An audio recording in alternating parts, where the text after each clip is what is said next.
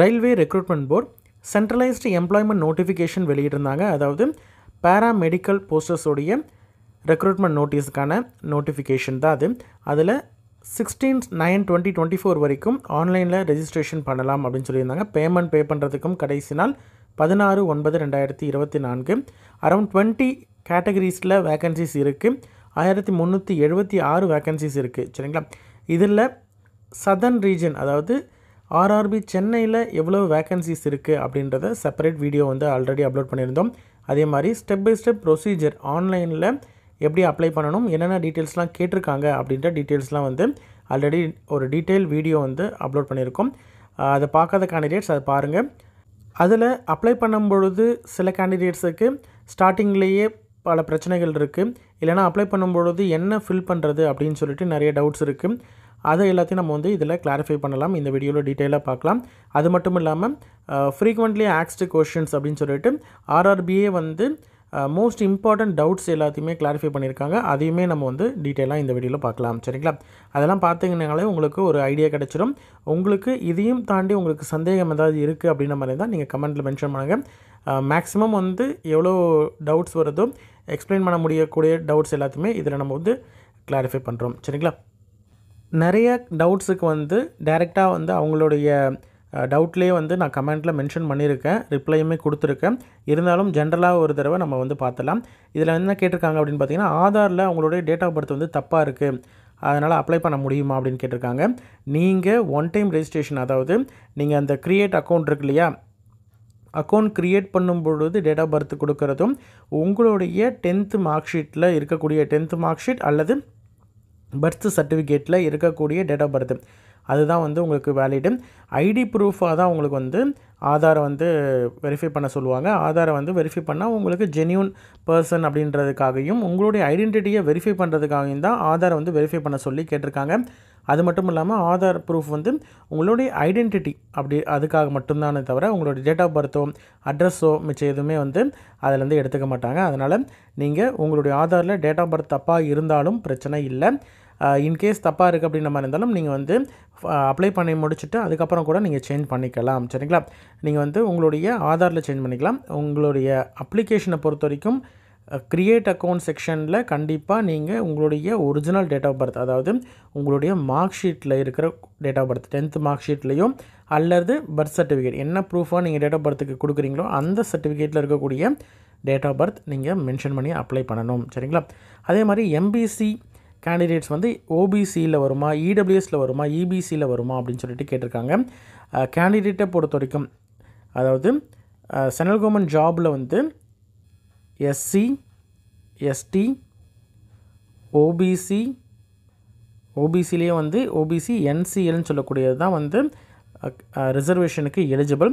அதுக்கப்புறம் இடபிள்யூஎஸ். ஓகேங்களா? இந்த கேட்டகரியில் தான் வந்து உங்களுக்கு ரிசர்வேஷனுக்கு எலிஜிபிள். சரிங்களா? இந்த கேட்டகரியில் தமிழ்நாட்டை சேர்ந்த கேண்டிடேட்ஸ்லாம் பார்த்திங்கன்னா உங்களுக்கு வேரியஸ் ஓபிசிக்குள்ளேயே உட்பிரிவுகள் இருக்குது. சரிங்களா? அதாவது எம்பிசி, பிசி இந்த மாதிரி நிறைய கேட்டகரிஸ் வந்து பிரிச்சிருக்காங்க. ஆனால் சென்ட்ரல் கவர்மெண்ட்டை பொறுத்த வரைக்கும் உங்களுக்கு சென்ட்ரல் கவர்மெண்ட் ஜாபு எந்த ஜாபுக்கு வந்தாலும் சரி அல்லது சென்ட்ரல் கவர்மெண்ட் இன்ஸ்டியூட்டில் படிக்க போனாலும் சரி ஓபிசி என்சிஎல் மட்டும்தான் வந்து எலிஜிபிள். ஓபிசி என்சிஎல்லுக்கு மட்டும்தான் வந்து ரிசர்வேஷனுக்கு எலிஜிபிள். அதனால் ஓபிசி எம்பிசி கேண்டிடேட்டாக இருந்தாலும் சரி பிசி கேண்டிடேட்டாக இருந்தாலும் சரி இந்த மாதிரி இதில் வரக்கூடிய தமிழ்நாட்டில் சேர்ந்த ரிமைனிங் இருக்கக்கூடிய ஓபிசிக்குள்ளே வரக்கூடிய எல்லா கம்யூனிட்டி கேண்டிடேட்ஸும் பார்த்திங்கன்னா ஓபிசி என்சிஎல் சர்டிஃபிகேட் வச்சுருந்தால் மட்டும்தான் அவங்க வந்து ரிசர்வேஷனுக்கு எலிஜிபிள். சரிங்களா? இதை பற்றி நம்ம டீட்டெயிலாக வந்து சர்டிஃபிகேட்டையும் நான் பார்த்து சொல்கிறேன். அதே மாதிரி நோட்டிஃபிகேஷனையும் நான் உங்களுக்கு வந்து காமிச்சு என்னென்ன இருக்கணும், சர்டிஃபிகேட்டில் என்னென்ன இருக்கணும் அப்படின்னு சொல்லிட்டு நான் சொல்கிறேன். அதே மாதிரி ஓபிசி என்சிஎல் சர்டிஃபிகேட் வச்சுருந்தால் மட்டும்தான் கேண்டிடேட் எலிஜிபிள். சரிங்களா? ஓபிசி என்சிஎல் சர்டிஃபிகேட் என்கிட்ட இல்லை, இப்போதைக்கு எம்பிசி சர்டிஃபிகேட் தான் இருக்குது அப்படின்ற மாதிரி இருந்தாலும் சரி நீங்கள் ஓபிசியாக தான் நீங்கள் அப்ளை பண்ணணும். ஏன்னா ஓபிசி கீழே தான் வந்து நீங்கள் எம்பிசி எல்லாமே வந்து தமிழ்நாட்டில் வருது. ஆனால் சென்ட்ரல் கவர்மெண்ட்டை பொறுத்த வரைக்கும் நீங்கள் வந்து ஓபிசி கேண்டிடேட் அப்படின்றதுனால ஓபிசி கீழே தான் நீங்கள் வந்து அப்ளை பண்ணணும். சரிங்களா? ஒரிஜினல் கேட்டகரி தான் நீங்கள் அப்ளை பண்ணணும். உங்களுடைய ஓன் கேட்டகரி தான். எங்கே கேட்டகரி கேட்டிருந்தாலும் சரி, உங்களுடைய ஓன் கேட்டகரி தான் நீங்கள் மென்ஷன் பண்ணணும். சரிங்களா? இது எல்லாமே வந்து நோட்டிஃபிகேஷனை காமிச்சு நான் உங்களுக்கு சொல்கிறேன். எந்தெந்த இடத்துல என்னென்ன பாயிண்ட்ஸ்லாம் கொடுத்துருக்குறாங்க அப்படின்றதையும் இப்போது ஒரு தடவை நான் வந்து உங்களுக்கு சொல்லிடுறேன். நோட்டிஃபிகேஷனை காமிச்சு இந்த இடத்துல எது கொடுத்துருக்குறாங்க அப்படின்றதையும் நான் உங்களுக்கு சொல்கிறேன். இப்போது நம்ம ரிப்ளை மட்டும் பார்த்துட்டே வரலாம். அப்ளிகேஷன் ஸ்டேட்டஸில் வந்து உங்களுடைய ஸ்டேட்டஸ் வந்து சக்ஸஸ் அப்படின்னு சொல்லிட்டு வரல அப்படின்ற மாதிரி சொல்கிறாங்க. உங்களுக்கு application step by step procedure வீடியோலேயே நான் வந்து காமிச்சிருப்பேன்.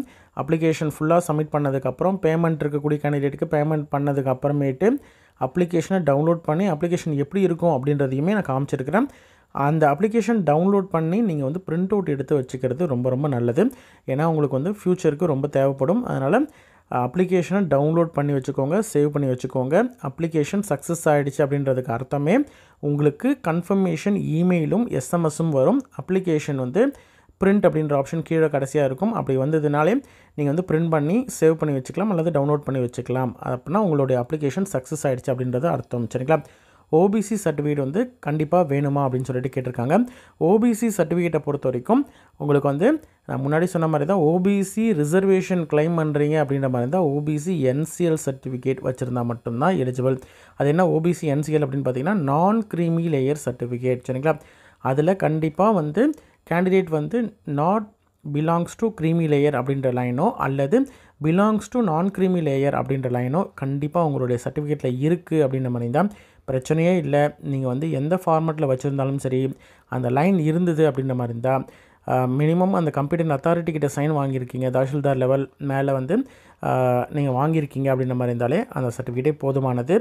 கண்டிப்பாக ஓபிசி ரிசர்வேஷன் கிளைம் பண்ணுறதுக்கும் சரி, ஓபிசி நீங்கள் வந்து பேமெண்ட்டு கிளைம் பண்ணுறதுக்காக இருந்தாலும் சரி, ரிலாக்ஸேஷன் கிளைம் பண்ணுறதா இருந்தாலும் சரி, ஏஜ் ரிலாக்ஸேஷனாக இருந்தாலும் சரி, அதற்கு கண்டிப்பாக ஓபிசி சர்டிஃபிகேட் இருந்தால் மட்டும்தான் நீங்கள் வந்து கிளைம் பண்ண முடியும். அப்படி இல்லை அப்படின்ற மாதிரி தான் அன்ரிசர்வ்டுக்கு நீங்கள் அப்ளை பண்ணலாம். சரிங்களா? மோஸ்ட்லி வந்து நீங்கள் சர்டிஃபிகேட் வச்சு அப்ளை பண்ணிடுறது நல்லது. அல்லது இப்போது சர்டிஃபிகேட் நீங்கள் என்ன சர்டிஃபிகேட் வச்சுருக்கீங்களோ அந்த சர்டிஃபிகேட்டை அப்லோட் பண்ணிவிட்டு சர்டிஃபிகேட் வெரிஃபிகேஷனுக்குள்ளே நீங்கள் வந்து மேக்ஸிமம் வந்து கரெக்டான சர்டிஃபிகேட் ஃபார்மேட்டில் வாங்கி வச்சுக்கிறது நல்லது. அப்போ தான் உங்களுக்கு வந்து ஓபிசியில் நீங்கள் செலக்ட் ஆகிருந்தால் ஓபிசி என்சிஎலுக்கு எலிஜிபிளாக இருப்பீங்க. அப்படி இல்லைனா யூஆருக்கு எலிஜிபிலிட்டி இருந்ததுன்னா யூஆருக்கு கன்வெர்ட் பண்ணி உங்களை யூஆரில் வச்சுருப்பாங்க. சரிங்களா? ஓகே.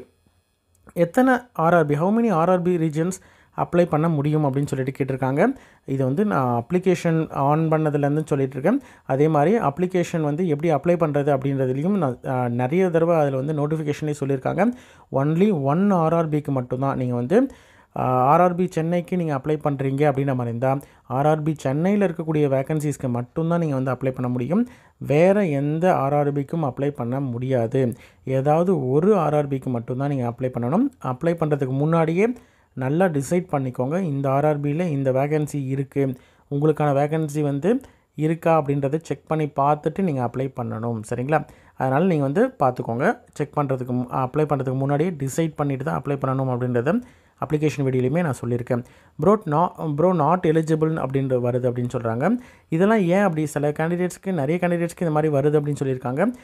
ஏன் அந்த மாதிரியான வரதுக்கான ரீசன் என்னென்ன அப்படின்னு பார்த்தீங்கன்னா, ஒன்று வந்து நீங்கள் எலிஜிபிலிட்டி இருக்கு இல்லையா, எலிஜிபிலிட்டியை பாருங்கள். உங்களுடைய எலிஜிபிலிட்டியில் நீங்கள் வரீங்களா அப்படின்றத பாருங்கள். நீங்கள் அப்ளை பண்ணக்கூடிய போஸ்ட்டுக்கு நீங்கள் வந்து எலிஜிபிளா அப்படின்றத பாருங்கள். என்னென்ன எலிஜிபிலிட்டின்னு பார்த்தீங்கன்னா, உங்களுக்கு வந்து உங்களுக்கு ஏஜ் வராமல் இருக்கலாம். ஓகேங்களா? அதனால் நீங்கள் எலிஜிபிள் இல்லாமல் இருக்கலாம். சரிங்களா?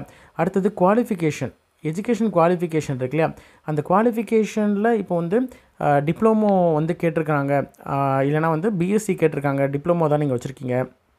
இந்த மாதிரி வந்து வேறு ஏதாவது குவாலிஃபிகேஷன் நீங்கள் வந்து இருக்கிறீங்க, அந்த போஸ்ட்டுக்கான எசென்ஷியல் குவாலிஃபிகேஷன் உங்கள்கிட்ட இல்லை அப்படின்ற மாதிரி இருந்தால் ரிஜெக்ட் பண்ணுவாங்க. அதுலேயே வந்து உங்களுக்கு எலிஜிபிலிட்டி வராமல் இருக்கும். சில போஸ்ட்டுக்கு எக்ஸ்பீரியன்ஸ் தேவை. எக்ஸ்பீரியன்ஸ் நீங்கள் வச்சில்லாமல் நீங்கள் அப்ளை பண்ணுறீங்க அப்படின்ற மாதிரி இருந்தாலும் அது வந்து எடுத்துக்காது, நாட் எலிஜிபிள்னு வரும். மோஸ்ட்லி நீங்கள் வந்து அப்ளை பண்ணுறதுக்கு முன்னாடி நம்ம வந்து எந்தெந்த போஸ்ட்டுக்கு என்னென்ன குவாலிஃபிகேஷன், என்னென்ன எசென்ஷியல் குவாலிஃபிகேஷன் அப்படின்றத நம்ம டீட்டெயிலாக பார்த்துருக்கோம். அதை நீங்கள் ஒரு தடவை பாருங்கள். நீங்கள் நோட்டிஃபிகேஷன் கூட டவுன்லோட் பண்ணி ஒரு தடவை செக் பண்ணி பார்த்துட்டு அதுக்கப்புறம் அப்ளை பண்ணிங்கன்னா உங்களுக்கு வந்து தெரியும். இந்த ரீசன் ஏதாவது ஒன்று இருக்கலாம் உங்களுக்கு. அப்படி இல்லைனா இன்னொரு ரீசன் இருக்குது. என்னென்னா, ஆர்ஆர்பி சென்னையில் உங்களுக்கான வேக்கன்சி இல்லாமல் இருக்கலாம். சரிங்களா? ஆர்ஆர்பி சென்னையில் உங்களுக்கான வேக்கன்சி இல்லாமல் இருக்கலாம். அது எப்படி அப்படின்றதெல்லாம் நான் சொல்கிறேன் பின்னாடி வந்து கேஸ் பை கேஸ் நான் வந்து உங்களுக்கு எக்ஸ்பிளைன் பண்ணும்பொழுது உங்களுக்கு இன்னமும் ஈஸியாக புரியும்னு நினைக்கிறேன். என்னென்னா ஆர்ஆர்பி சென்னையில் இப்போ ஃபார் எக்ஸாம்பிள் வந்து ஆக்குபேஷனல் தெரபிஸ்ட் அப்படின்னு சொல்லி வச்சுக்கலாம். சும்மா ஃபார் எக்ஸாம்பிளுக்கு ஆக்குபேஷனல் தெரபிஸ்ட்டில் நீங்கள் வந்து அப்ளை பண்ணுறீங்க அப்படின்ற மாதிரி இருந்தால் ஆர்ஆர்பி சென்னையில் வேக்கன்சி இல்லை அப்படின்னா நீங்கள் ஆர்ஆர்பி சென்னையில் நீங்கள் ரெஜிஸ்ட்ரேஷன் பண்ணுறீங்க, உங்களுக்கு குவாலிஃபிகேஷன் எல்லாத்தையும் போட்டுட்டு கடைசியாக வந்து உங்களுக்கு நாட் எலிஜிபிள் தான் வரும். ஏன்னா வந்து வேக்கன்சி இல்லை. இது ஒரு சான்சஸ் இருக்குது. சரிங்களா? இதெல்லாம் வந்து உங்கள் பர்டிகுலர் கேஸை நம்ம பார்த்தா தான் தெரியும். அதனால் நீங்களே அனலைஸ் பண்ணி பார்த்தீங்கன்னா தான் உங்களுக்கு வந்து செக் பண்ணி பார்த்தீங்கன்னா உங்களுக்கு தெரியும்.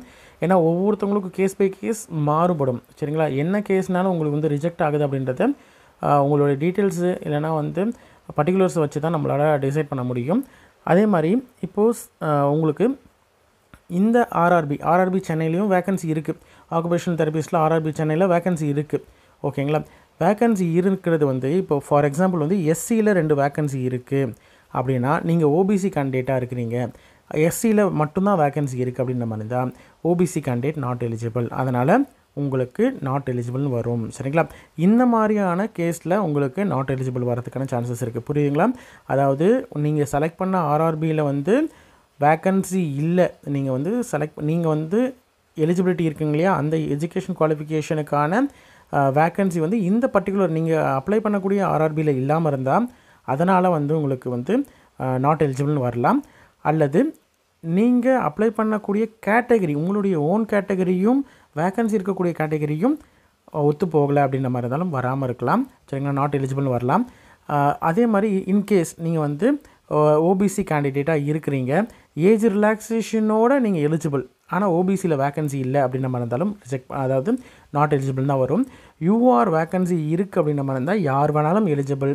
ஆனால் யூஆருக்கு வித்தவுட் ரிலாக்ஸேஷன், அதாவது ஏஜ் ரிலாக்ஸேஷன் இல்லாமல் நீங்கள் வந்து யூஆருக்கான ஏஜ் வந்து இருந்தால் மட்டும்தான் எலிஜிபிள். அப்போது யூஆருக்கான ஏஜ் இருந்தது அப்படின்ற மாதிரி தான் எலிஜிபிள் வருவீங்க. சரிங்களா? இந்த மாதிரி வேரியஸ் கேட்டகரிஸில் வேரியஸ் சினாரியோஸில் உங்களுக்கு வந்து எலிஜிபிலிட்டி வந்து செக் பண்ணணும். சிஸ்டமே தான் வந்து செக் பண்ணுறதுனால உங்களுக்கு வந்து நீங்கள் அதில் எலிஜிபிலிட்டி எல்லாத்தையும் நீங்கள் ஒரு தடவை செக் பண்ணிவிட்டு நீங்கள் அப்ளை பண்ணிங்கன்னா ஈஸியாக இருக்கும். சரிங்களா? உங்களுக்கு எந்த விதமான மிஸ்டேக்ஸும் இல்லாமல் அல்லது இந்த மாதிரியான ரிஜெக்ட் ஆகக்கூடிய சான்சஸ் இல்லாமல் நீங்கள் வந்து அப்ளை பண்ணலாம். சரிங்களா? அடுத்தது ஐஜிகேர் எக்ஸாம் பற்றி நிறைய பேர் வந்து கமெண்ட் பண்ணிகிட்ருக்கீங்க. ஐஜிகேர் எக்ஸாமுக்கு இப்போதைக்கு இன்டர்வியூ போஸ்ட்டுக்கான ஷெடியூல் மட்டும்தான் வந்திருக்கு. நான் இன்டர்வியூ அதாவது எக்ஸாம் வச்சு நடத்தக்கூடிய எக்ஸாம்ஸ்க்கெலாம் வந்து இன்னும் ஹால் டிக்கெட்டாக இருக்கட்டும் எந்த விதமான அப்டேட்ஸும் வரலை.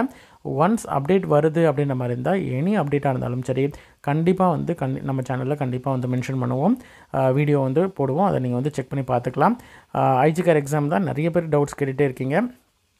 அடுத்தது ப்ரோ நான் ஃபிசியோதெரப்பிக்காக அப்ளை பண்ணுறேன், பட் எலிஜிபிலிட்டியில் ஒன்லி ஃபீல்டு ஒர்க்கர் ஆப்ஷன் மட்டும்தான் காட்டுது அப்படின்னு சொல்லியிருக்காங்க. இதுவுமே பார்த்திங்கன்னா உங்களுடைய எலிஜிபிலிட்டியில் வந்து நீங்கள் வந்து அதாவது குவாலிஃபிகேஷன் இருக்கு இல்லையா, ஆட் பண்ணி தான் குவாலிஃபிகேஷன் ஆட் பண்ணணும் அப்படின்னு சொல்லியிருந்தோம் இல்லையா, அதில் நீங்கள் வந்து குவாலிஃபிகேஷனை ஆட் பண்ணணும். சரிங்களா? அந்த ஃபிசியோதெரப்பியை பொறுத்த வரைக்கும் நான் நோட்டிஃபிகேஷன் காட்டும்பொழுது சொல்கிறேன் என்னென்ன குவாலிஃபிகேஷன் இருக்குது அப்படின்றத பார்த்துக்கோங்க. பார்த்துட்டு அந்த குவாலிஃபிகேஷனில் நீங்கள் இருக்கிறீங்களா அப்படின்றத ஒரு தடவை கன்ஃபார்ம் பண்ணிவிட்டு அதுக்கப்புறம் நீங்கள் அப்ளை பண்ணிங்கன்னா ஈஸியாக இருக்கும், உங்களுக்கு இந்த பிரச்சனை வராது. சரிங்களா? அடுத்தது நான் வந்து பே பண்ணும் பொழுது லோட் ஆகிடுச்சு, அதனால் வந்து அப்ளிகேஷனை விட்டு வெளியில் வந்துட்டேன், மறுபடியும் நான் எப்படி பே பண்ணுறது அப்படின்னு கேட்டிருக்காங்க. அதாவது நீங்கள் எத்தனை டைமாக இருந்தாலும் சரி எந்த ஸ்டேஜில் இருந்தாலும் சரி அப்ளிகேஷனை விட்டு வெளியில் வந்துட்டீங்க அப்படின்ற மாதிரி இருந்தாலும் சரி உங்களுடைய அப்ளிகேஷன் எது வரைக்கும் நீங்கள் சேவ் அண்ட் நெக்ஸ்ட்டு கொடுத்துருக்கீங்களோ அது வரைக்கும் சேவ் ஆகி தான் இருக்கும். அதனால் நீங்கள் பிரச்சனையே படாமல் பயப்பட தேவையில்லை. சரிங்களா? உங்களுடைய அப்ளிகேஷன் எது வரைக்கும் சேவ் ஆகிருக்கோ அது வரைக்கும் நீங்கள் அந்த லாகின் ஐடி இருக்கு இல்லையா, உங்களுடைய யூசர் ஐடியும் யூசர் நேமும் பாஸ்வேர்டும் போட்டு நீங்கள் லாகின் பண்ணிங்கன்னா டேரெக்டாக உங்களுக்கு வந்து அந்த எந்த ஸ்டேஜ் வரைக்கும் போயிருக்கீங்களோ அது வரைக்கும் நீங்கள் நெக்ஸ்ட்டு கொடுத்துட்டு போகலாம். இல்லைன்னா டேரெக்டாக வந்து பேமெண்ட் பேஜுக்கு போயிட்டு நீங்கள் பேமெண்ட்டை சக்ஸஸ்ஃபுல்லாக பே பண்ணலாம். சரிங்களா? அதனால் இது ஒரு ப்ராப்ளமே கிடையாது. நீங்கள் டேரெக்டாகவே நீங்கள் லாகின் ஐடி யூஸ் பண்ணி நீங்கள் லாகின் பண்ணி பேமெண்ட் பண்ணலாம். சரிங்களா? அதனால் ஒரு ப்ராப்ளம் கிடையாது. அடுத்தது ஆல்ரெடி வந்து 2019 அதாவது 2019 ஃபார்மசிஸ்ட் எக்ஸாம் அட்டன் பண்ணியிருக்காங்க. அந்த லாகின் ஐடியை போட்டு செக் பண்ணி பார்த்துருக்காங்க, அது இன்வேலிட்னு வருது. இதுவுமே நான் சொல்லியிருந்தேன் 2024 ஆண்டுக்கான நோட்டிஃபிகேஷன். இதிலே வந்து 4வது நோட்டிஃபிகேஷனாக தான் வந்து இந்த நோட்டிஃபிகேஷன் வந்திருக்கு. Already 3 notification JE, technical assistant இந்த மாதிரி வேரியஸ் வேக்கன்சிஸ் வந்து வந்திருந்தது. இதில் எதுலையாவது ஒன்றுத்துக்கு அப்ளை பண்ணியிருக்கீங்க, 2024 இருக்கக்கூடிய ஏதாவது வேக்கன்சிக்கு நீங்கள் அப்ளை பண்ணியிருக்கீங்க, அதுக்கான அக்கௌண்ட்டை வந்து க்ரியேட் பண்ணியிருக்கீங்க அப்படின்னு நம்ம இருந்தால் அந்த யூசர் ஐடியை யூஸ் பண்ணலாம். அப்படி இல்லை இப்போ தான் நான் ஃப்ரெஷ்ஷாக வந்து 2024 அப்ளை பண்ணுறேன் அப்படின்னு நம்ம இருந்தால் புதுசாக தான் நீங்கள் ரெஜிஸ்ட்ரேஷன் பண்ணணும். பழைய ரெஜிஸ்ட்ரேஷனை யூஸ் பண்ணக்கூடாது. அதெல்லாம் கேண்டிடேட்டுக்கு நான் ஆல்ரெடி ரிப்ளை பண்ணியிருக்கேன். கேண்டிடேட் வந்து ஃப்ரெஷ்ஷாக அப்ளை பண்ணியிருப்பீங்க அப்படின்னு நம்புகிறேன். கேண்டிடேட் வந்து 2024 பொறுத்த வரைக்கும் புதுசாக ஃப்ரெஷ்ஷாக நீங்கள் அப்ளை பண்ணி தான் பண்ணணும். பழைய ரெஜிஸ்ட்ரேஷனை யூஸ் பண்ணி நீங்கள் அப்ளை பண்ண முடியாது. அடுத்தது இதுவுமே வந்து இதில் அதான் பேமெண்ட் பேஜில் வந்து வெளியில் வந்திருக்கிறாங்க. இல்லைனா வந்து பேமெண்ட் பேஜ்லேருந்து எனக்கு பேமெண்ட் பேஜை போகல, ஸ்டார்டிங்கில் இருந்த மாதிரி தான் காட்டுது அப்படின்னு சொல்கிறாங்க. அது வந்து நீங்கள் அந்த சேவ் அண்ட் நெக்ஸ்ட் அப்படின்ற ஆப்ஷன் இருக்கு இல்லையா, அந்த சேவ் அண்ட் நெக்ஸ்ட் அப்படின்றத கொடுக்காம அடுத்தடுத்தது போகும்பொழுது உங்களுக்கு எந்த ஸ்டேஜில் நின்னதோ அதுலேயே வந்து ஸ்டக் ஆகி நிற்கிற மாதிரி இருக்கும். நீங்கள் வந்து அடுத்தடுத்த ஸ்டேஜஸ்க்கு வந்து சேவ் அண்ட் நெக்ஸ்ட் கொடுத்துட்டு போனீங்கன்னா உங்களுக்கு ஈஸியாக அடுத்ததுக்கு போகும். சரிங்களா?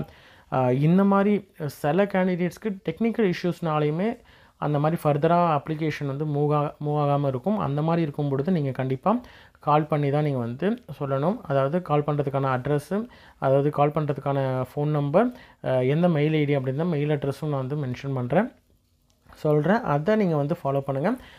அவங்களுக்கு நீங்கள் குவரியை அனுப்புனீங்கன்னா அவங்க ட்ரபிள் ஷூட் பண்ணுவாங்க. ஏன்னா சில அப்ளிகேஷன்லாம் டெக்னிக்கல் இஷ்யூஸ்னால, டெக்னிக்கல் கிளிஞ்ச்னால உங்களுக்கு வந்து ஏதாவது ப்ராப்ளம் வரும். அந்த மாதிரி இருக்கும்பொழுது நீங்கள் என்ன பண்ணாலும் அது வந்து ரெக்டிஃபை ஆகாது. சரிங்களா? ஹெல்த் இன்ஸ்பெக்டருக்கு எலிஜிபிள் ஆனால் பட் ப்ரிஃபரன்ஸில் ஃபீல்டு ஒர்க்கர் மட்டும்தான் வருது அப்படின்னு சொல்லியிருக்கீங்க. இதுவுமே பார்த்தீங்கன்னா ஹெல்த் இன்ஸ்பெக்டரை பொறுத்த வரைக்கும் நீங்கள் வந்து அதற்கான குவாலிஃபிகேஷனில் இருக்கீங்களா, எக்ஸ்பீரியன்ஸ் இருக்கா, இல்லைனா வந்து அதற்கான குவாலிஃபிகேஷன் நீங்கள் இருக்கா அப்படின்றத ஒரு தடவை செக் பண்ணி பார்த்துக்கோங்க. குவாலிஃபிகேஷனை நீங்கள் ஆட் பண்ணால் மட்டும்தான் வந்து, அதாவது எஜுகேஷன் குவாலிஃபிகேஷனை ஆட் பண்ணால் மட்டும்தான் அதற்கு கரஸ்பாண்டிங்கான இது வந்து வரும். என்னென்ன போஸ்ட்டுக்கு எலிஜிபிள் அப்படின்றது வரும். இப்போ 12th மட்டும் நீங்கள் போடுறீங்க, 12த்துலேயுமே வந்து சயின்ஸ் குரூப்புக்கு போடுறீங்க அப்படின்ற மாதிரி இருந்தால் மட்டும்தான் உங்களுக்கு ஃபீல்டு ஒர்க்கர் வரும், இல்லைனா வராது. அது மாதிரி நீங்கள் வந்து என்ன குவாலிஃபிகேஷன் ஆட் பண்ணுறீங்களோ அதுக்கு ஏற்ற மாதிரி நீங்கள் நிறைய குவாலிஃபிகேஷன், ஒரு சில கேண்டிடேட்லாம் பிஎஸ்சிலேயே பார்த்தீங்கன்னா இப்போ பிஃபார்ம் முடிச்சிருப்பாங்க, எம்எல்டி முடிச்சிருப்பாங்க, 2 குவாலிஃபிகேஷனுமே வச்சுருக்கீங்க அப்படின்ற மாதிரி இருந்தால் 2 போஸ்ட்டுமே உங்களுக்கு வந்து வரும். அதில் ப்ரிஃபரன்ஸ் கொடுத்துக்கலாம். இந்த போஸ்ட்டுக்கு நான் அப்ளை பண்ணுறது அப்படின்னு சொல்லிட்டு நீங்கள் ப்ரிஃபரன்ஸ் கொடுத்துக்கலாம். இப்போ ஆர்ஆர்பி ஃபார்மசிஸ்ட்டுக்கு அப்ளை பண்ணுறாங்க, சென்னை ஜோனுக்கு அப்ளை பண்ணுறாங்க. சரிங்களா? 2 ஆப்ஷன் வருது அப்படின்னு சொல்கிறாங்க. அதாவது 2 இது, அதாவது ஃபார்மசிஸ்ட்டும் வரும், ஃபீல்டு ஒர்க்கரும் வரும். சரிங்களா? இந்த மாதிரி இருக்கக்கூடிய கேண்டிடேட்ஸ்லாம் பார்த்திங்கன்னா உங்களுடைய ப்ரிஃபரன்ஸ் எதுக்கு நீங்கள் வந்து ஃபஸ்ட்டு கொடுக்கணும் அப்படின்றத நீங்கள் தான் சூஸ் பண்ணிக்கணும். எனக்கு வந்து ஃபார்மசிஸ்ட்டு தான் என்னோடய ப்ரையாரிட்டி ஃபஸ்ட்டு அப்படின்றதுனால ஃபார்மசிஸ்ட் அப்படின்னு கொடுக்குறேன் அப்படின்ற மாதிரி தான் நீங்கள் கொடுத்துக்கலாம். இல்லை எனக்கு ஃபீல்டு ஒர்க்கர் தான் ஃபஸ்ட்டு நான் கொடுக்கணும்னு ஆசைப்பட்றேன் அப்படின்ற மாதிரி தான் நீங்கள் கொடுத்துக்கலாம். அது உங்களுடைய தனிப்பட்ட உங்களுடைய ஓன் விஷ் தான். சரிங்களா? அதே மாதிரி நீங்கள் என்ன ப்ரிஃபரன்ஸ் கொடுக்குறீங்களோ அதுக்கேற்ற மாதிரி தான் உங்களுக்கு வரும். அதே மாதிரி உங்களுக்கு எக்ஸாம் பார்த்தீங்கன்னா உங்களுக்கு டிஃப்ரெண்ட் தான் வரும். ஏன்னா சிலபஸை பொறுத்த வரைக்கும் அந்தந்த போஸ்ட்டுக்கான, இப்போ காமன் சிலபஸ் இருக்கக்கூடிய போஸ்ட்டு அப்ளை பண்ணுறீங்க அப்படின்ற மாதிரி இருந்தால் உங்களுக்கு மோஸ்ட்லி அதை கிளப் பண்ணி ஒரே இதில் நடத்துகிற மாதிரி இருக்கும். அப்படி இல்லை அப்படின்ற மாதிரி தான் சிலபஸ் வந்து மாறுது அப்படின்ற மாதிரி இருந்தால் கண்டிப்பாக உங்களுக்கு வெவ்வேறு செஷனில் தான் உங்களுக்கு எக்ஸாம் நடக்கும். அதனால் கவலையே பட வேணாம், தனித்தனியாக தான் நீங்கள் எக்ஸாம் அட்டென்ட் பண்ணுற மாதிரி இருக்கும். சரிங்களா? ஓகே, இது வந்து ஒரு டவுட் கேட்டிருந்தாங்க. அதே மாதிரி ஆர்ஆர்பி சென்னையில் வந்து எக்ஸாம் வந்து நீங்கள் இது பண்ணீங்க அப்படின்னா சென்னை ஜோனில் தான் வருமா அப்படின்னு கேட்டிருக்காங்க. கண்டிப்பாக நீங்கள் சென்னையில் ஜோனுக்கு நீங்கள் அப்ளை பண்ணிங்கன்னா கண்டிப்பாக சென்னை ஜோனில் தான் உங்களுக்கு வந்து எக்ஸாம் சென்டரும் வரும், போஸ்டிங்கும் உங்களுக்கு சென்னையில் தான் வரும். சரிங்களா? எல்லா இதுவுமே ப்ராசஸும் பார்த்திங்கன்னா சர்டிஃபிகேட் வெரிஃபிகேஷனாக இருக்கட்டும் எல்லாமே உங்களுக்கு சென்னை அந்த பர்டிகுலர் ஜோன் தான் வந்து உங்களுக்கு நடத்துவாங்க. எல்லா ப்ராசஸுமே வந்து அந்த பர்டிகுலர் ஆர்ஆர்பி ஜோன் தான் அவங்களோட கண்ட்ரோலில் தான் வரும். சரிங்களா? ஓகே, சில பேர் வந்து நீங்கள் ஆன்லைனில் அப்ளை பண்ணும்பொழுது உங்களுக்கு வந்து கம்ப்யூட்டர் சென்டர்லையோ நெட் சென்டர்லையோ உங்கள் ஃப்ரெண்டுக்கிட்டேயோ அந்த மாதிரி நீங்கள் அப்ளை பண்ணுங்கள். அந்த மாதிரி அப்ளை பண்ணும்போது ரொம்ப கேர்ஃபுல்லாக நீங்கள் அப்ளை பண்ணணும். யார்கிட்டையாவது டீட்டெயில்ஸ்க்கு சொல்லி நீங்கள் அப்ளை பண்ணுறீங்க அப்படின்ற மாதிரி இருந்தால் மோஸ்ட்லி நீங்கள் பக்கத்துலேயே உட்காந்து அப்ளை பண்ணுற மாதிரி இருக்கணும். ஏன்னா நீங்கள் சின்ன மிஸ்டேக்ஸ் ஏதாவது பண்ணிட்டீங்கனாலும் நீங்கள் செலக்ட் ஆகி அங்கே சர்டிஃபிகேட் வெரிஃபிகேஷனுக்கெலாம் போகும்பொழுது அங்கே உங்களுக்கு ஒரு பயத்தோடையே நீங்கள் போகிற மாதிரி இருக்கும். சரிங்களா? அதனால் நீங்கள் மேக்ஸிமம் வந்து ரொம்ப கேர்ஃபுல்லாக அதை வந்து நீங்கள் அப்ளை பண்ணும்பொழுது பார்த்து ஒரு விஷயமும் நீங்கள் அப்ளை பண்ணணும். ஏன்னா எக்ஸாமுக்கு எவ்வளோ கஷ்டப்பட்டு நீங்கள் ப்ரிப்பேர் பண்ணுறீங்களோ அது எந்த விதத்துலையும் வேஸ்ட் ஆகிடக்கூடாது அப்படின்றத ஞாபகம் வச்சுக்கிட்டு நீங்கள் வந்து அப்ளை பண்ணணும். இப்போ இந்த கேண்டிடேட்டை பொறுத்த வரைக்கும் உங்களுக்கு வந்து கம்யூனிட்டி வந்து கேட்டாங்களாம். அதுக்கப்புறம் கம்யூனிட்டி டேட்டு டீட்டெயில்ஸ்லாம் கேட்கவே இல்லை, ஆனால் அப்ளை பண்ணிட்டேன் அப்படின்றாங்க. உங்களுக்கு ஒன்றும் பிரச்சனை இல்லை.